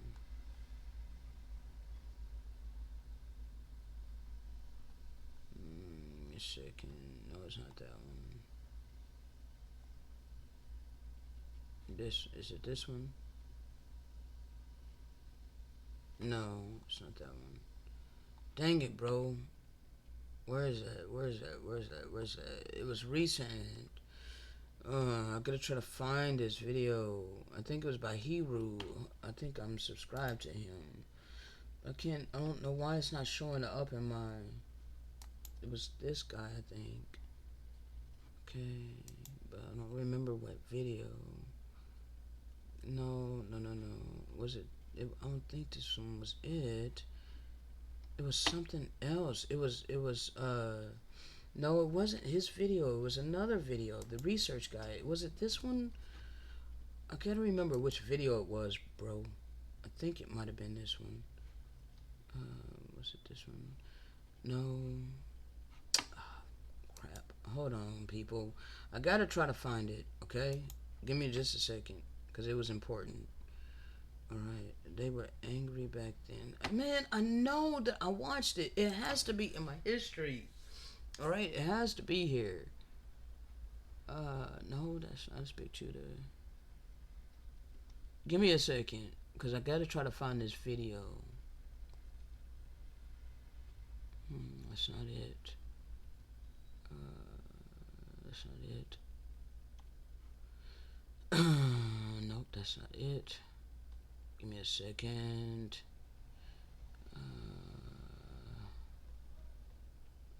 Man, I hope they did not remove the video. I hope they did not remove it. Cause that would suck. It was something about our people back in the 60s was fed up. It was something about being fed up. Alright, our people back in the 60s. Alright, it was a video about that. Alright, a video about our people being fed up in the 60s. Our people were fed up back then. Alright,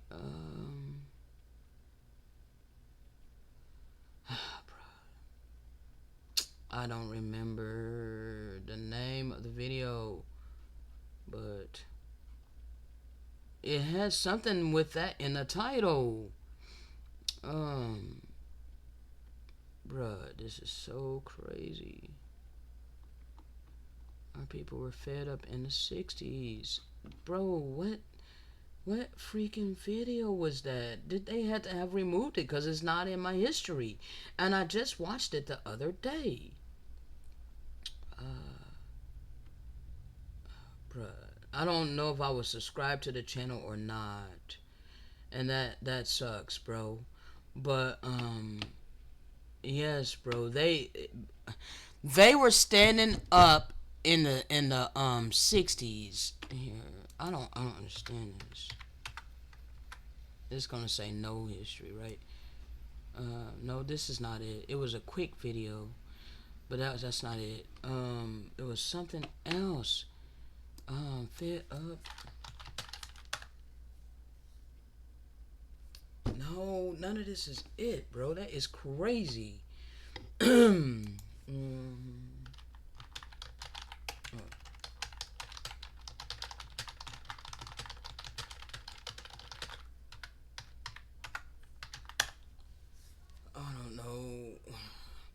Like, bro, no, they had important speeches. Like, hold on, like, there were several of our people that were speaking out back then, and there was a video that I came across the other day that was a short video that had several clips that were important. Like, bro, let me go back up to this one. I don't know if this one is it or not, but bro. There's gonna come a time, and we're here now, all right? Because we're the remnant that he promised to awaken, and we're the one to speak this truth, okay?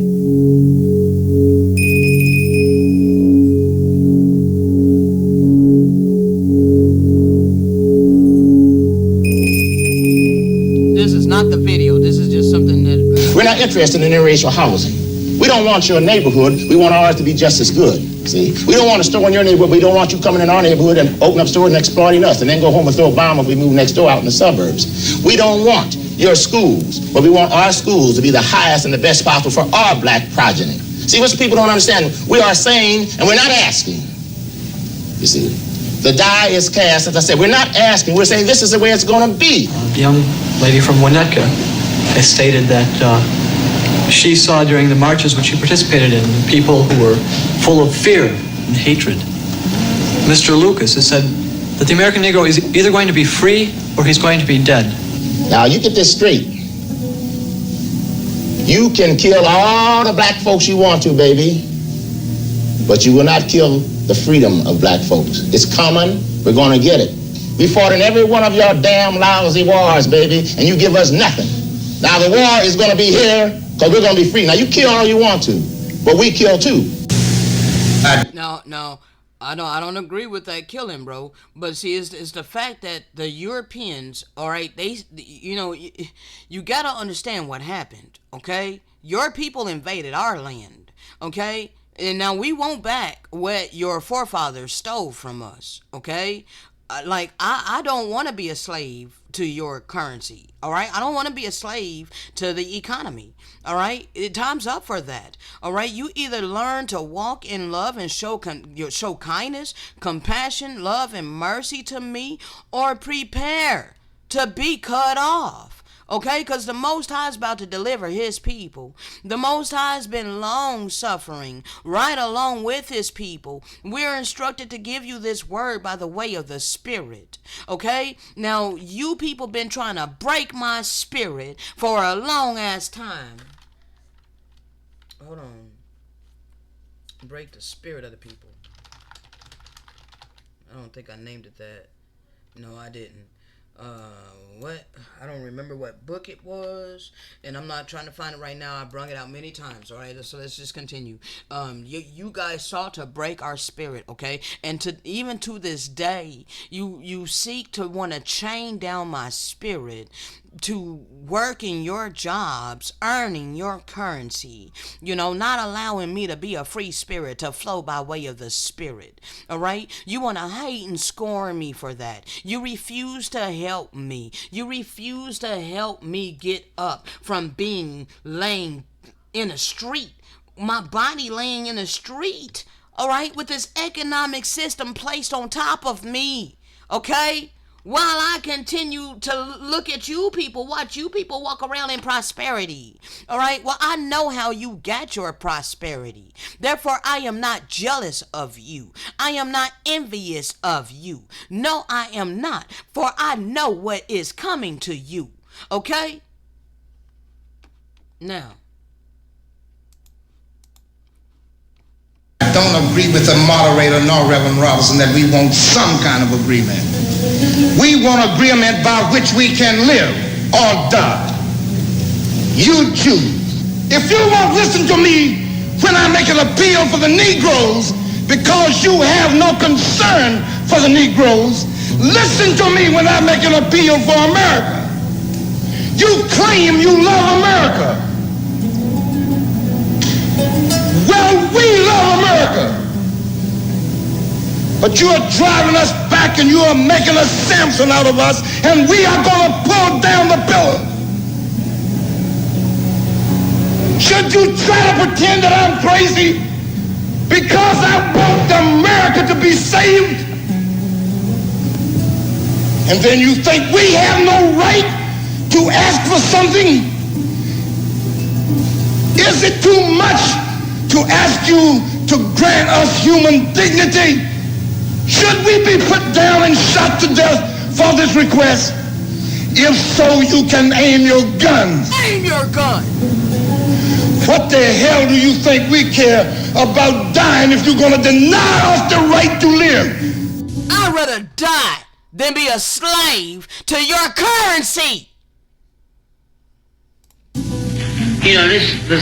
This revolution is filled with so many ironies, really. First you tell us that it is manly to keep your word.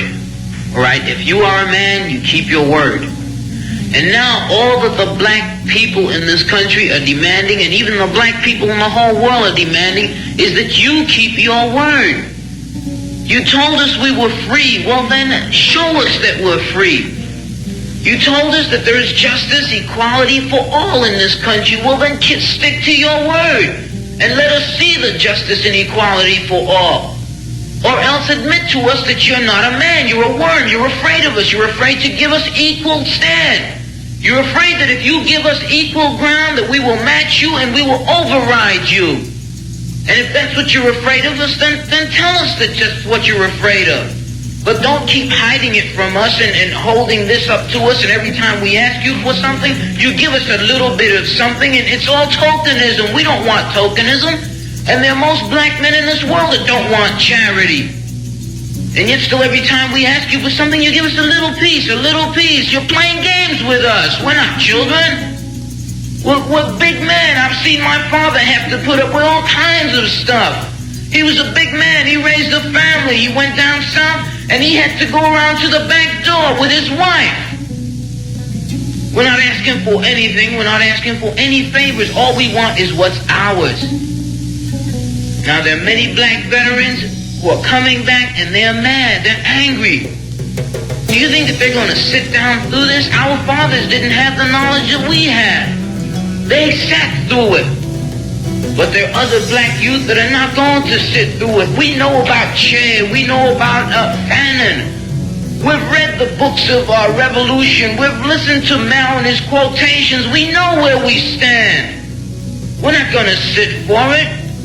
We're asking, and if we ask and we don't get, we're prepared to stand up and take it. If I ask a man, I tell a man I am hungry. I tell him I am cold. And I ask him to do something about my condition. And this man holds a loaf of bread right in front of me so I can see it, and I keep asking him, I'm begging him to please give me a slice of the loaf of bread. I am hungry. Then it is known by every psychologist that the next step in the progression is I am going to knock him upside the head and take the bread from him. I'm not... Now, I don't agree with violence, okay? I disagree with that. But yeah, some of my people feel this way. All right? Going to starve to death. All we're asking, no one wants to see blood. No one likes the smell of blood. No one wants war. Anyone who has been in war doesn't want war. Everyone knows what it is to see the inside of a man's gut hanging out and see your friends die, see relatives die. No one wants to regress back to the state of mind where you have to think it's all for the cause, therefore my mother has to die, my wife has to die, my brothers and sisters have to die. No one wants that. But you're pushing us to it. You're leaving us no choice. We're asking, we're begging. The students up at Columbia, they ask. The brothers down south ask. The brothers in Latin America, the brothers in Africa, they're all asking. And then, let's look at this. You see how our people were dressed in the 1960s?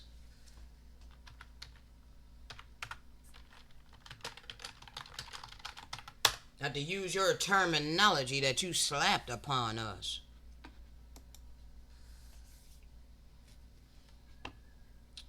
We were dressed fairly respectable. Okay? We were dressed fairly respectable. We did not look impoverished. We weren't really that much of, we were impoverished. Yes, we were. That's why my people was mad. All right? Because, we looking at the other nations, how they're able to just get on top of us very high, and slowly but surely, I'm showing you how they were more prosperous in the 60s than we are now, today. Okay? So you see my brother speaking out back then. And they were impoverished back then, but nothing like now. Okay? Nothing like now. All right? That's why I had it in my mind to go look up some pictures. All right? My people were respectable, okay? And your people have done the most against us. Do you not know that Europeans put crack in our neighborhood in the 80s? Europeans did that shit and then began to lock us up for it. Europeans put freaking crates of guns in our neighborhoods and then began to lock us up. Begin to stigmatize us, talking about black on black crime. You put the crap in our neighborhood. You made us poor. Then you put drugs in our neighborhood. Then you put guns in our neighborhood. I mean, come on, people. All was systematic.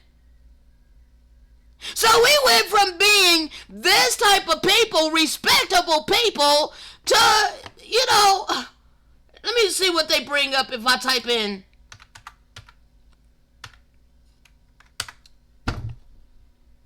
They try to make us look respectable in this, bruh. But no. We look around in our day-to-day life, and we are not respectable people for the most part. Okay? The women are... Hold on.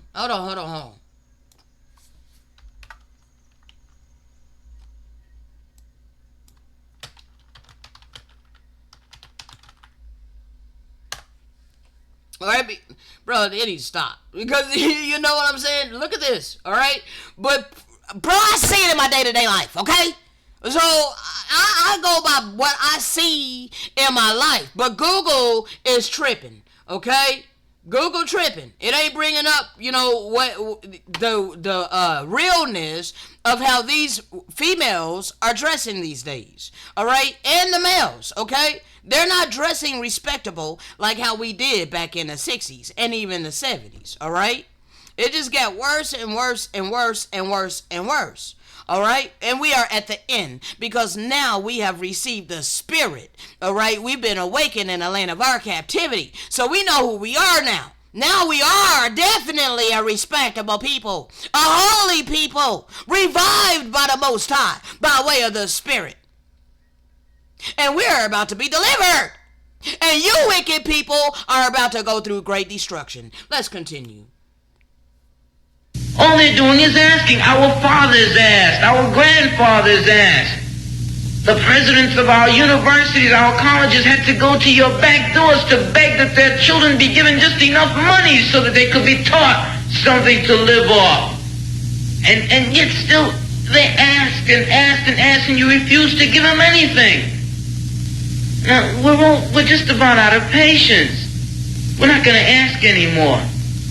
The news media says that it's only the young that are militant, only the young that want this and want that. Okay, but we're 40% of the black population now. Or we were a year ago, and still yet we're climbing. Before long, we'll be 50%, 55%, and then we'll have the command. We're not going to take it. We're not going to take sitting in rotten parks and in places that just aren't fit for living. We're not going to take it. There's a limit to a man's patience, and everyone knows that God, Christ, heaven, everyone knows that what we're asking is not $1 million. All we're asking for is humanity. We're asking to be allowed to live like human beings. And God, you tell us that this is too much to ask. You're sick. You're definitely sick. How can you tell me that it's too much to ask to be a human being? Why am I mad? White people ask me, why am I so angry? And, I don't have any answer for him because it'd be ridiculous for me to answer him because he couldn't understand anyway, obviously, because he asked me the question.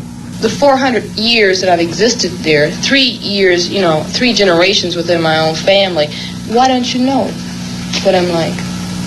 What is it so new in 1968 or, in the 60s that you've got to learn? Because my grandfather was born, he's 90. My mother was ready for integration. She's middle-class Negro. Now, all of a sudden, you come to me and you say, communicate with me. Hell, I've been here all the time. And we've been. Where were you? Communicate. What do I have to say to you? The most advanced nation in the world. It has to be resolved. It has to be resolved because I want my children to have an answer. If not me, I personally prefer that I have an answer. I don't have, I like to think I don't have my lifetime to waste on this. Most people say, if you don't like it here, get out. That's for spineless people. Spineless bastards who don't want to fight for what they believe in. Well, I'm staying here because I was born here, and I am going to fight for my freedom. And before I have kids, I am going to make sure that this damn United States deserves the existence of my kids, because I will not rest until every Sunday school is safe for my kids, so that they won't get killed or beaten up like those kids down in Mississippi in 1966. That is going to stop, or else I'll be dead. Either one. You white folks have either one of two choices. Give me my damn freedom or kill me. Because Bro, that's exactly the way, bruh. Like, oh my God. And they were saying this back in the 1960s. And now it's 2024. And you have Generation X that's been awakened in the land of our captivity. And your time is up. Your time is seriously up, Europeans. Alright? Let this brother finish. I am tired of sitting by being an Uncle Tom or a house Negro like Booth and Wilkins. Those two guys are not Negroes. They're white people with man tan. That's all. They don't speak for us. They have found their way into the white man's house, the white man's establishment, and they are not about to make waves. But I am. Yes. And see, this is many of my people, my family particular, they didn't want to make no waves, all right? They just wanted to blend in. They just wanted to, do what they could, pull themselves up by their bootstraps and work their wicked ass system and build a life for themselves in this, but all my life I couldn't do that, because I'm experiencing this, okay? And so after a period of time, I'm like, and I'm seeing this, so like, I'm like, this don't make no sense. So I could not do what my family did, all right? So bro, y'all time is up, okay? And let my brother finish. Because I am not going to take seeing my kids walking to a newly integrated school and getting their heads whipped in by grown men. Because if that happens to my kids, there are going to be a lot of damn dead white folks, and I mean a lot, because I am not going to take this junk no more. See, and for a while, our people were very docile. We were like our people began to fight back because we had no choice but to fight back. All right. But there's still yet some of us these days, like hell, maybe just a few. I know myself, I ain't gonna fight. Why the hell would I fight for my life, bro? No, if it's my time to go, it's my time to go. Hallelujah. All right, I no longer have to suffer. I'm not gonna take my own life because then I'll have to come back. Okay, I have to complete the mission. All right, so till it's my time to be taken off this earth, I just gotta endure. All right, but hell, if it's my time, like I said, to go, then bye. Okay.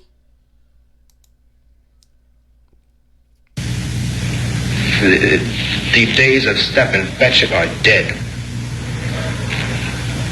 The days of the black face, big wide-eyed, gin drinking black man are dead. Now we have what is called black consciousness. And and at this time, when my brothers back then was speaking this was after we have been manipulated into calling ourselves black. All right, and like somehow our real history was erased. And I played another video from Dane Calloway a while back explaining exactly how this happened. Okay? This brainwashing took place. Okay? Our people were brainwashed into calling ourselves black, being black and proud. Okay? This is how they paper genocided us. All right? So I'm going to go back to that. Hold on. All right? So, bruh, this is exactly what y'all have done, okay? We verified all of this in the scripture, all right? The sheepfold, okay, didn't spare young nor old, okay? We verified that in the KJV, all right? And we are also going over the sealed portion, but let me go ahead and finish up this, okay? So you guys just would make sport of killing us. They made bets as to who would slit a man in two, or cut off his head at one blow, or they opened up his bowels. They tore babes from their mother's breasts by the feet and dashed their heads against the rocks. Others they seized by the shoulders and threw into rivers, laughing and joking. And when they fell into the water, they exclaimed, "Boy, old body of so-and-so." They splitted the bodies of other babes together with their mothers and all who were before them on their swords. Okay? This is in 1542, way before the 1960s when my people was fed up, and now it's 2024, and you think that I'm blowing smoke?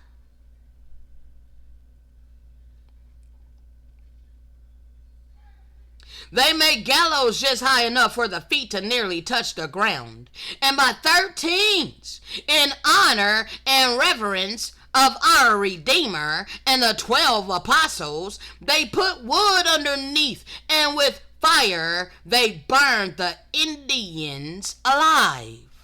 So the Indians are the true biblical people, for these wicked devils were mocking the Messiah and the 12 disciples, apostles. That makes 13 that they will hang of us, okay, and torture us to death. They wrapped the bodies of others entirely in dry straw, binding them in it and setting fire to it, and so they burned them. They cut off the hands of all they wished to take alive, and make them carry them fastened on them, and said, "Go and carry letters, that is, take the news to those who have fled to the mountains." Like my brother Big Judah was bringing out what they said to Montezuma. Where is he going to go? Is he going to make himself a bird and fly into the mountains?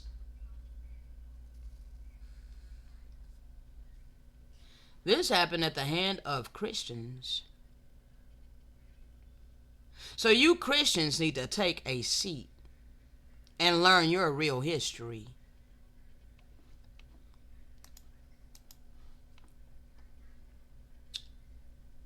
So, I just proved to you via historical record and by way of the scripture in the Bible, alright, because this is also scripture. Just because you don't want to accept it as scripture doesn't mean it's not scripture. This is just a sealed book. It's a sealed record that's unsealed these days because your time is up, alright?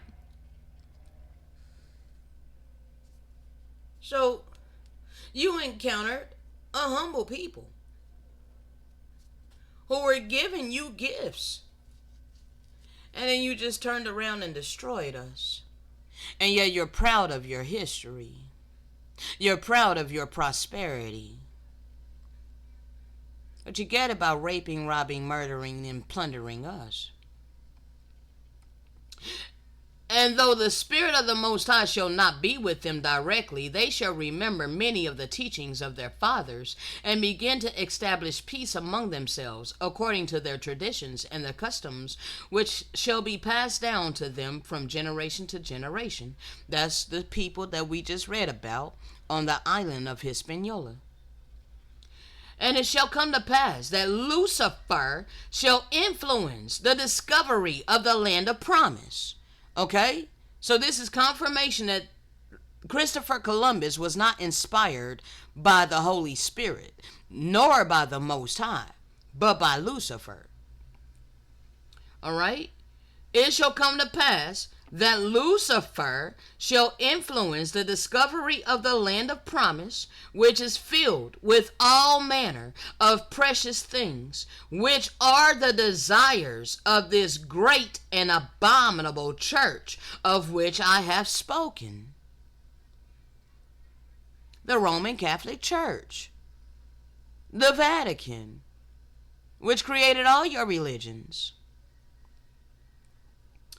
And when the promised land is discovered by the people of the great European empire, they shall begin to search for gold and silver and for anything that is of value to them, materialistic things. Okay? Humanity wasn't of value to them other than to work for them, to be their commodity, to be their slave, in order to gain more materialistic things. Because it was the materialistic things in which they value. Like my brother Big Judah brung out, how they were like greedy pigs.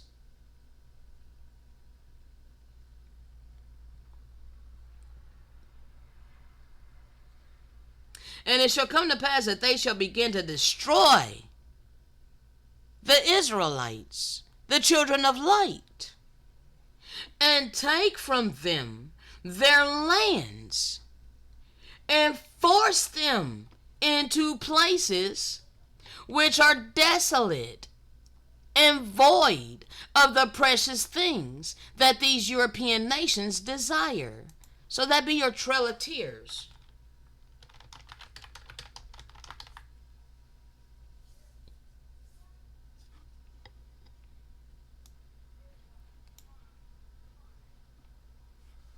The Indian Removal Act, all right, took place in the northern states as well as the southern, all right? But the one that happened in the southern states, it was so that they could literally take over Georgia's gold mounds, all right? Georgia produces gold naturally, all right? So we were forced to the opposite side of the Mississippi River, all right?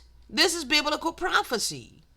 They forced us out of our lands over there. That's how we ended up in Tulsa. All right? That's how we ended up in Oklahoma, in Tulsa. And so we had we had pulled ourselves up by our bootstraps and established, quote unquote, Black Wall Street. We were a successful people. And then they came and bombed our neighborhoods. And then just recently, the remaining victims of quote-unquote Black Wall Street were seeking reparations from the atrocities that happened to them then. And they were denied.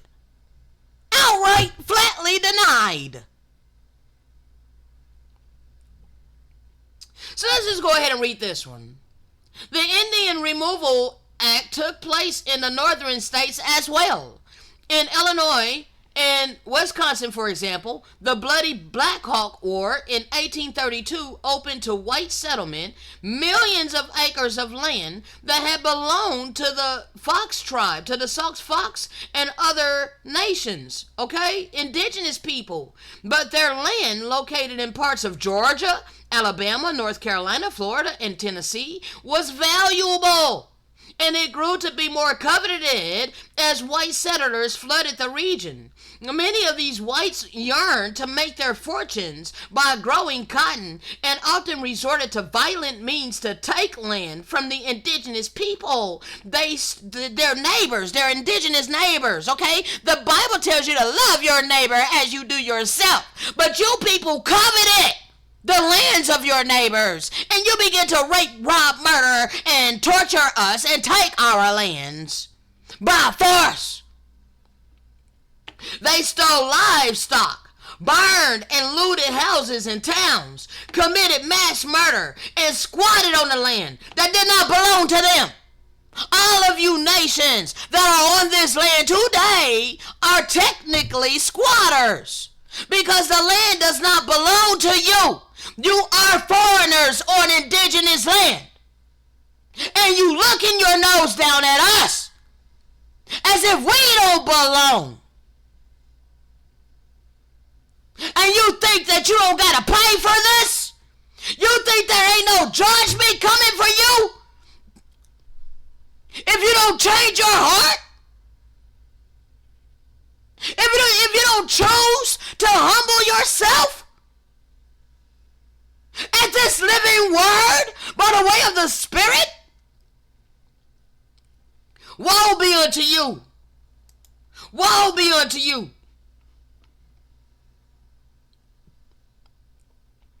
And the children of light shall begin to dwindle in numbers and lose their nations and their lands to the effects of the lust of the great and abominable church. You Christians, you need to know your real history. You're walking around all in prosperity. You've been blessed by Lucifer, the adversary. And the men who shall destroy the children of light shall think that they are doing God a service.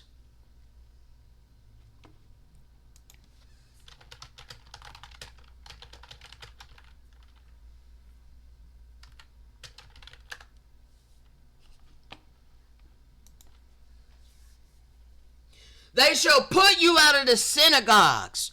See, it was our records. We were the priests of the earth. They dethroned us. They dethroned us and they assumed our position. All right? So they put us out of the synagogues. Yeah, the time cometh that whosoever killeth you will think that he is doing God's service. Okay? And these things will they do unto you, because they have not known the Father, nor me.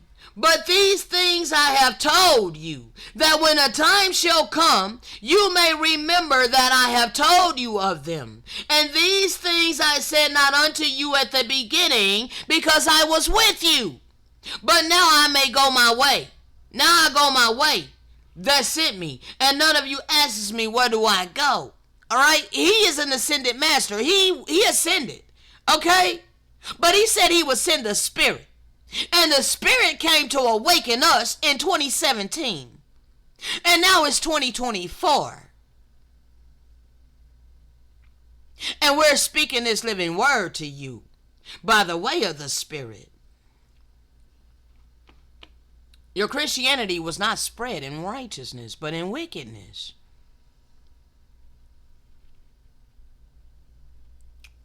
You believe that the Israelites, that the children of light, the indigenous people of this land, all those who are of what you would call a dark complexion, but it's a rich complexion.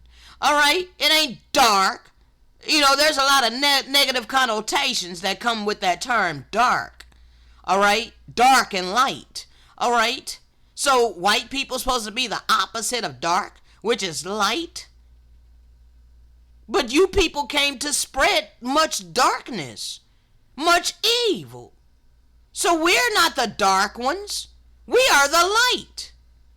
Okay?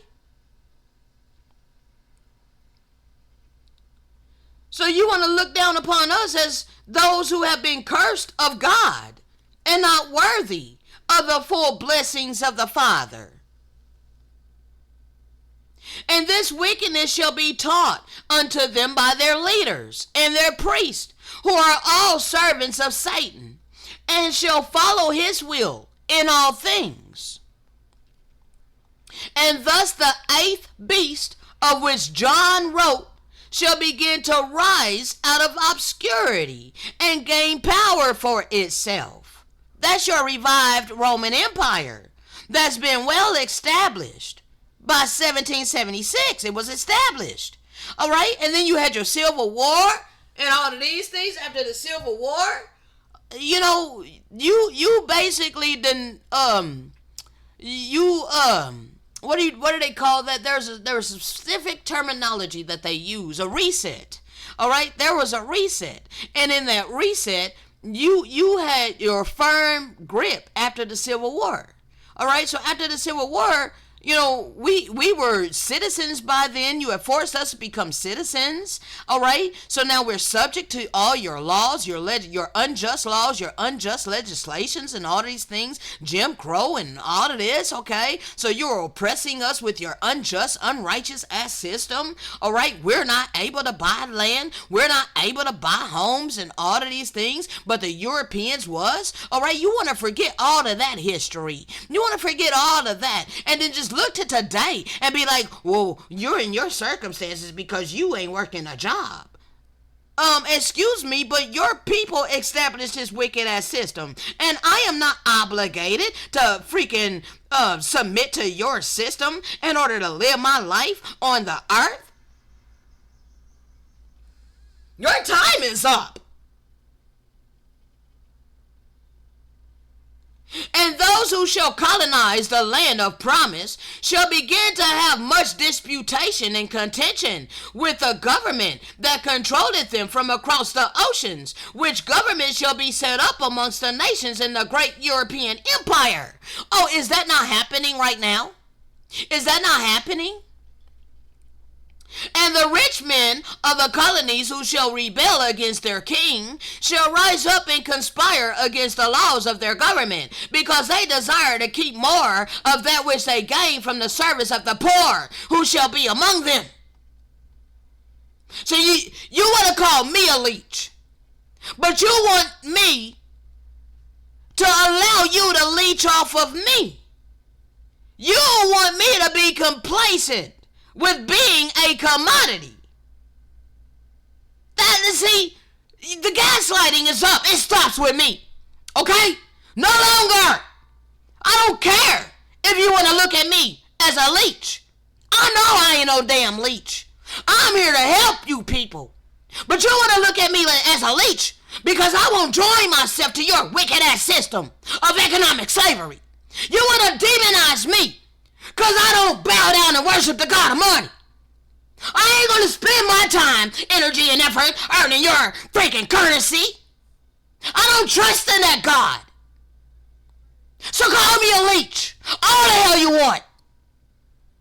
I refuse to be a slave to money. That didn't come from my power. That didn't come from the living power. And many of these rich men shall unite together and form an alliance, even according to the covenants and bonds of the secret combinations of old.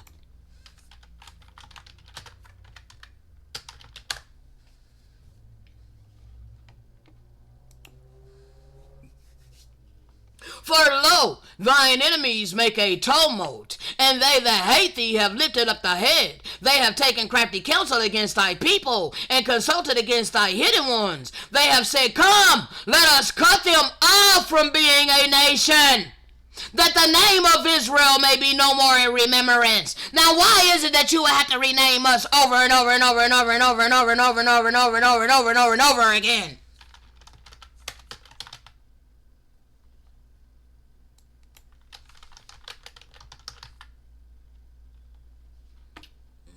By words. 1 second.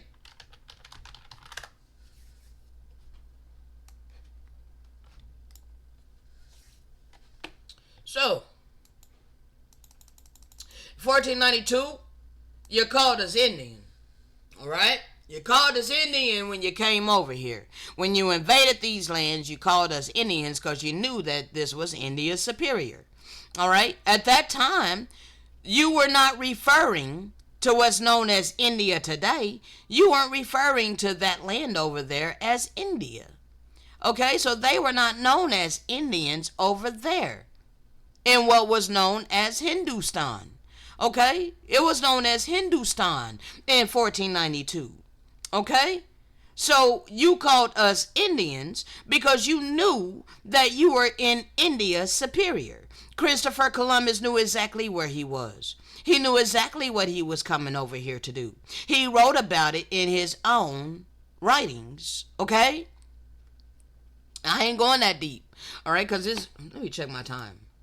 Oh my God, I'm almost at 3 hours. This is almost at 2 hours and 30 minutes, bro. And we're only 6 minutes into the audio, and we gotta go another 10 minutes or so. So let me try to hurry up, bro. All right.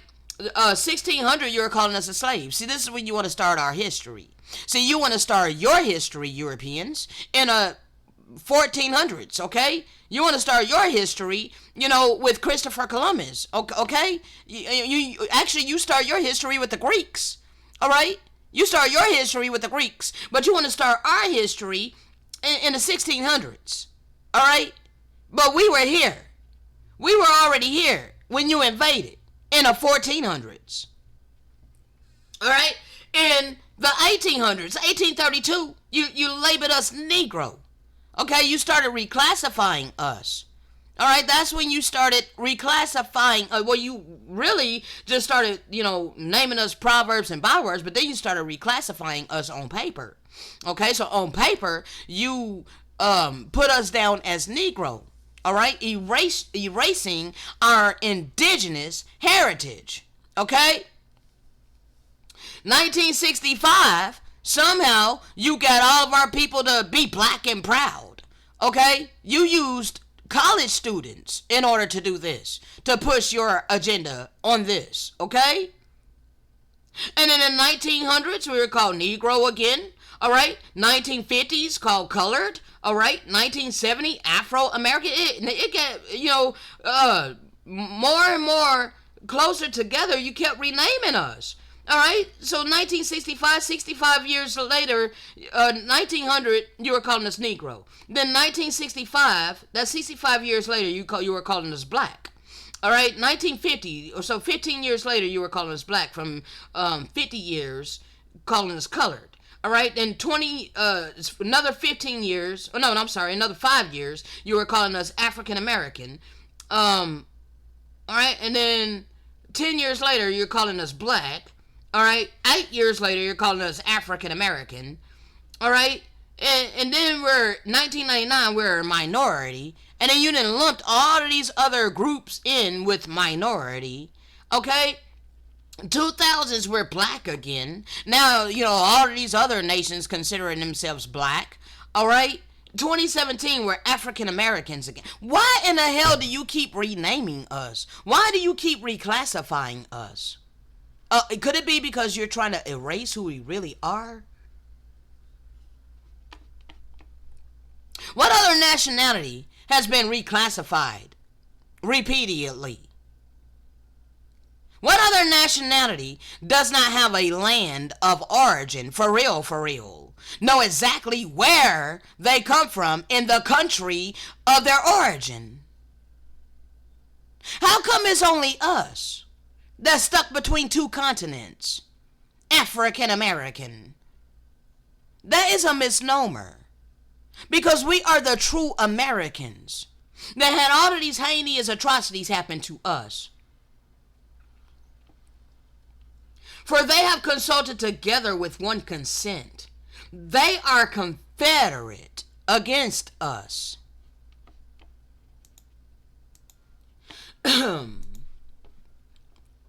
Their secret alliances, their covenants and bonds of the secret combinations of old.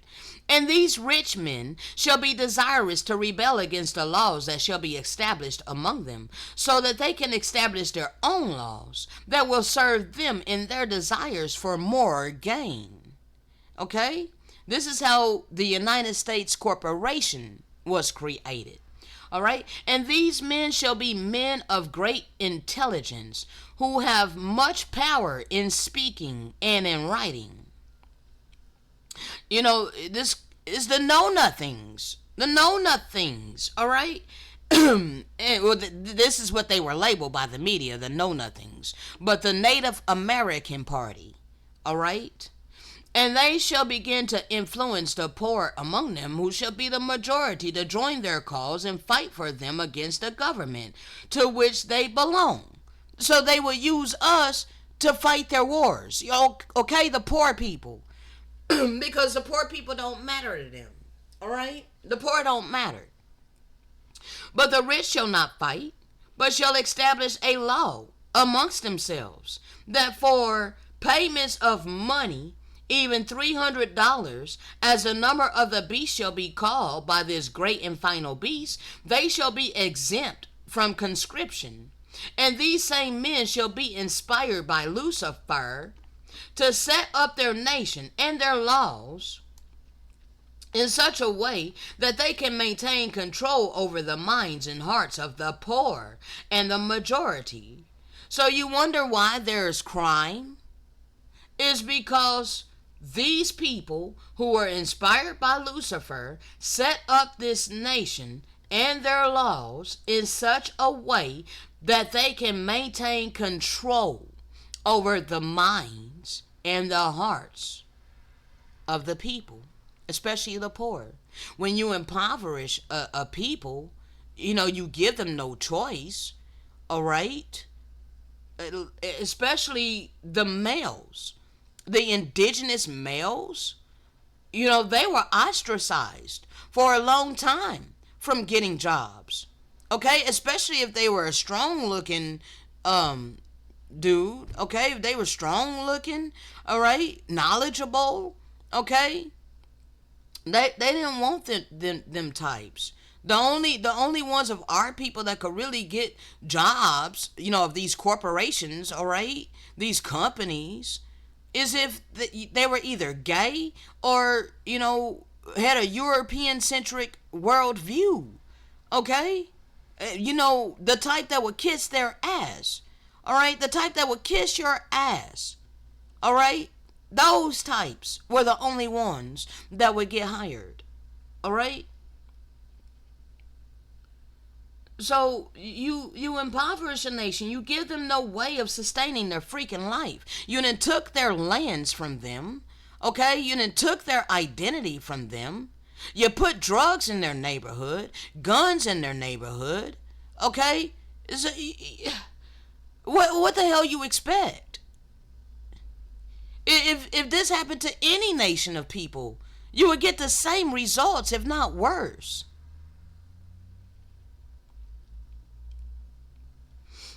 Right? They control over the minds and hearts of the poor and the majority. And now, and they came out with a movie. All right, Trading Places. They tell you this in the movies. This what happened to any nation. You strip away, a man's identity. You take everything from them and you put them in the ghetto. You give them no way of sustaining their life. Any nation would be the same damn way. Okay? So they put it to the test. They bet $1 amongst themselves that they could take a brother from the ghetto, from the hood, okay, and make him a businessman, successful, and take someone that is European and successful and destroy his life with all kinds of calamity, and knew that he would go postal, basically, okay.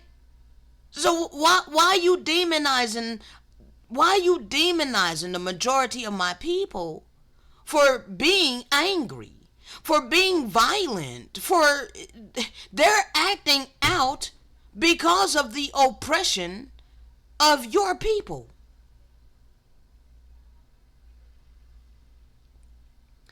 And now you of the latter days shall also give praise and honor to those whom you refer to as the fathers of your nation.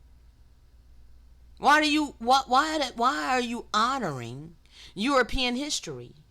Why are you so proud of European history?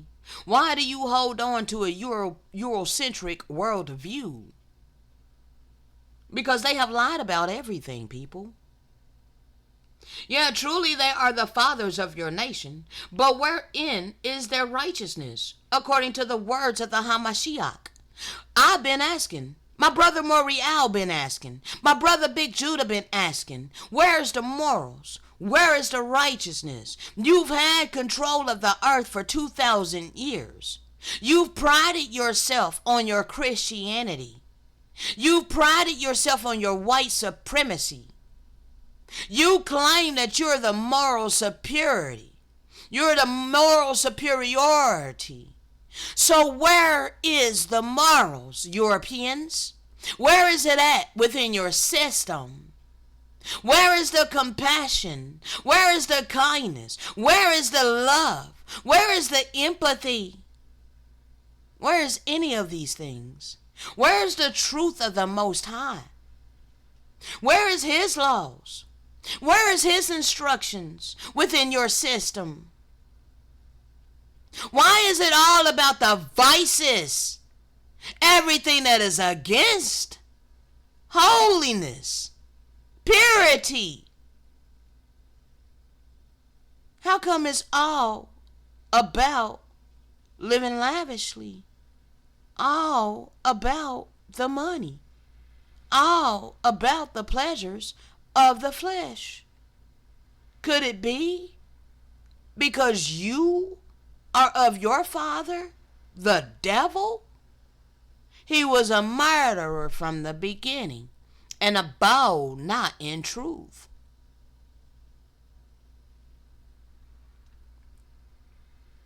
So wherein is their righteousness according to the words of the Hamashiach?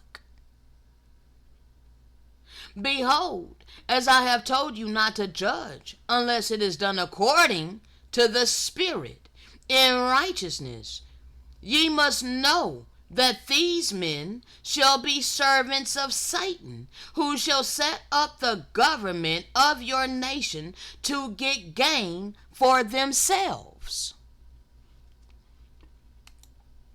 Prosperity. It was all in wickedness.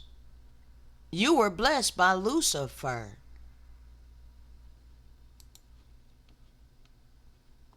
And like those leaders in the kingdoms of Satan before them, they have done all things that they might get gain and protect themselves and their families.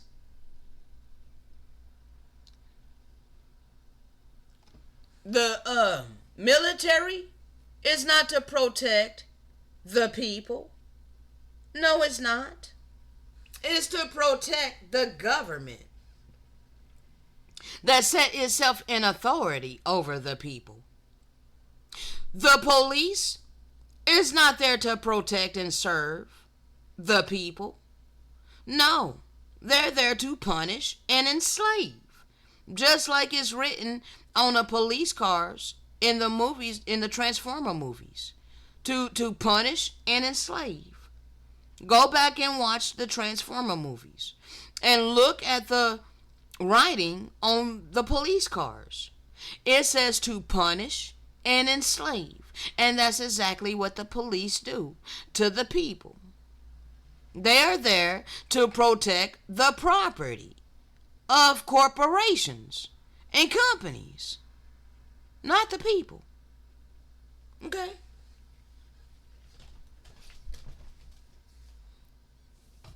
Know you not that many of these founding fathers that you hold in such high esteem held men of copper-colored complexion in servitude?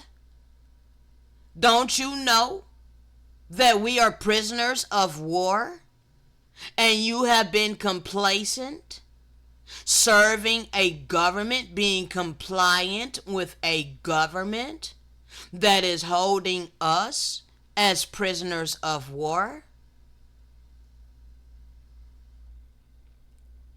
Behold, there is no man that is influenced by the Spirit of Christ who can hold another man in servitude so that he might get gain. But that's exactly what this government, this corporation, and those who control it, that's exactly what they're doing. And all of you people who are complacent with the economic system and scorning me for speaking out about it and rebelling against it, understand that you are not influenced by the Spirit of Christ. You are being influenced by the Antichrist.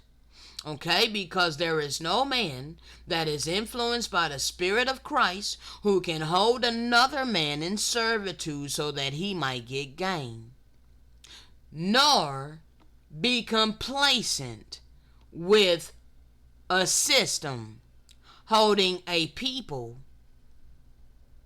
as slaves in order to get gain off of us. When you're complacent with that people, you are attaching yourself to them, and you're going to reap the same judgment. So while you're in the valley of decision, I suggest you make the correct decision, and that is to become a righteous am. This has to be an individual choice, because it's not going to be from the government. The government is not going to restore his people. It's going to be supernatural. Okay? It's going to be done through the good hearts of the Europeans that are called by his name. Okay? Yes. You are going to, the righteous Europeans, those who are really righteous. See, we ain't talking about the wicked ones. We ain't talking about the rebellious ones. But the righteous ones who do what's morally right, they will become righteous ams, and they will begin to help us.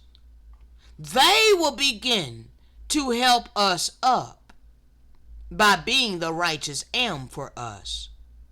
They will be taking their foot off of us and giving us a helping hand up. Okay? They will step off of us. They will step down off of us, and they will assist us. Okay? Now, it's getting there, all right?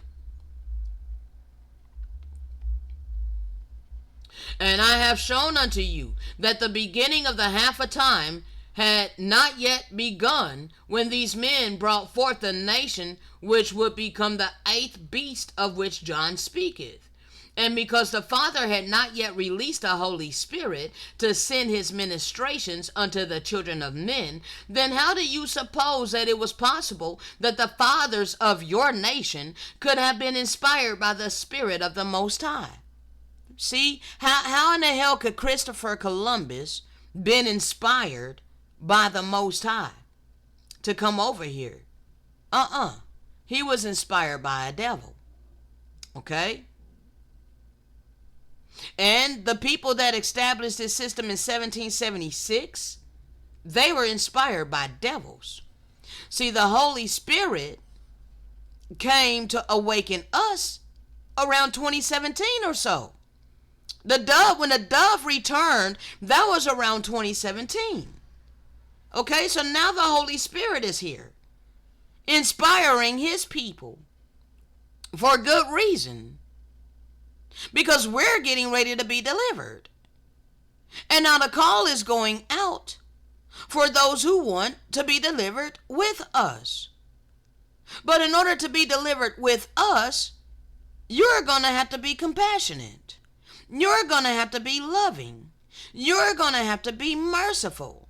You're going to have to be empathetic. You're going to have to be kind-hearted. You're going to have to be generous with your abundance. You're going to have to be obedient to the eternal law of divine love.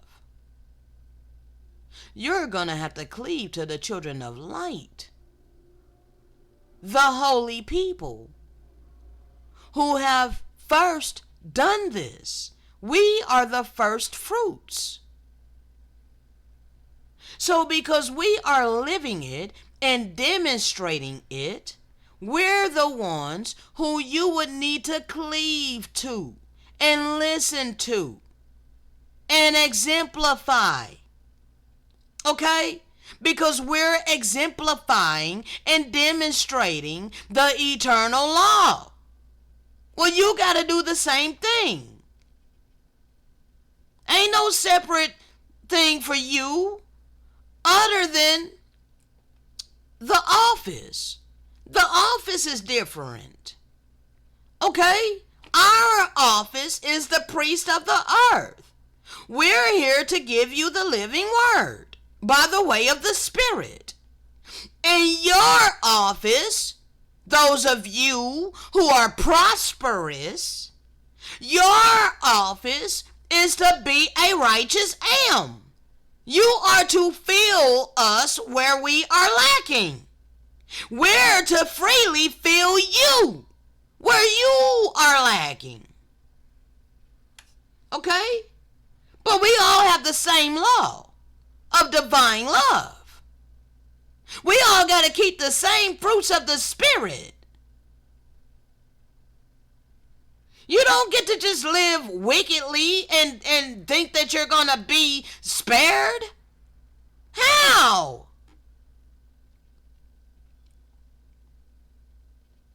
Behold, they were indeed inspired, and the God from whom they received their inspiration was Lucifer.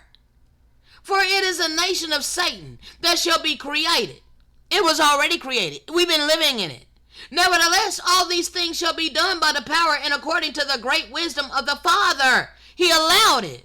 For it is his desire that Lucifer be allowed to do these things so that this great nation could be a free nation in the beginning. Know that a lot of these Europeans were fleeing from persecution in Europe. Okay? And they were impoverished. Okay, your forefathers, many of your forefathers were impoverished. All right? So you came over here and you seen how we were living. And you were like, to hell with that. Why the hell these people get to live this way? So you literally began to rape, rob, murder, and just plunder us and take it for yourselves. All right? Instead of continuing in the Father's goodness to allow you to come up out of captivity over here to these promised blessed lands, you just took it to mean that you can just live lavishly. Screw the indigenous people. Screw the original people that was over here. We don't matter. This is what you want to believe, that we don't matter. All right, but the Father allowed you this ability to act according to the free agency that the Father has given unto all of his children, that they might be more fully tried and tested during the final days of their probation.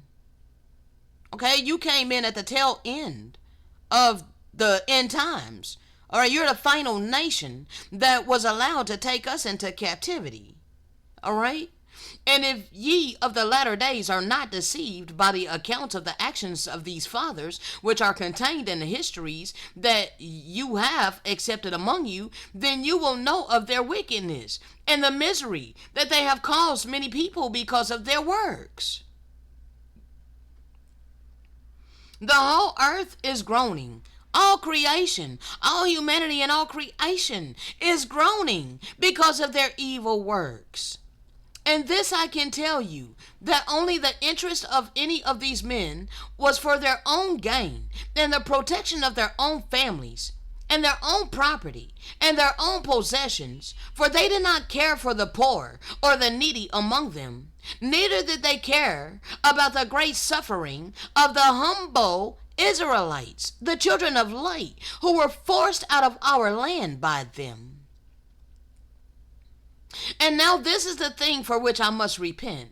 For even for the anger that swelleth up in my soul, because of that which shall come to pass to the Israelites, who are my brothers, and of my own flesh, even the flesh of my father Lehi. For behold, their place shall be miserable in the last days. And this is because of the exceeding wickedness of this great beast of the latter days. And my soul does cry for them, for even in my own day, they are a proud and a noble people.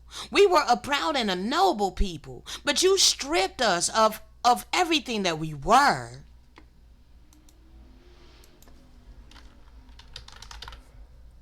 Everything that we were.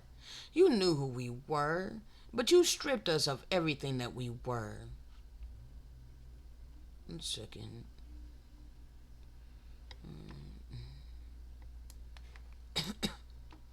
All right. There's one.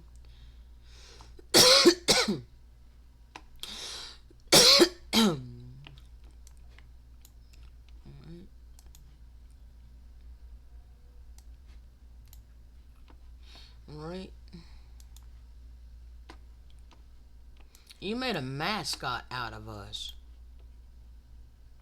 Okay?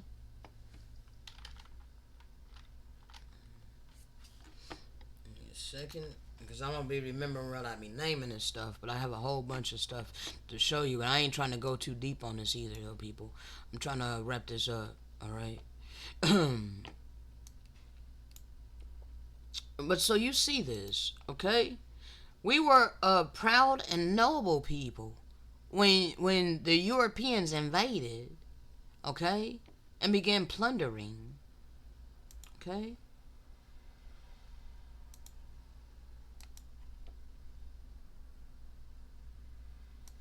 We were royal, okay? You got your prosperity by destroying us, okay? We were a royal people, right? And yes, our plight is miserable, bro. I'm gonna because I don't know how much longer this I need to because I gotta make a connection, and this is going on 3 hours. I don't want this to be 3 hours long, bro. All right.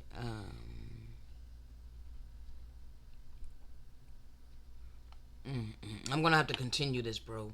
I'm gonna continue, okay? I'll be right back.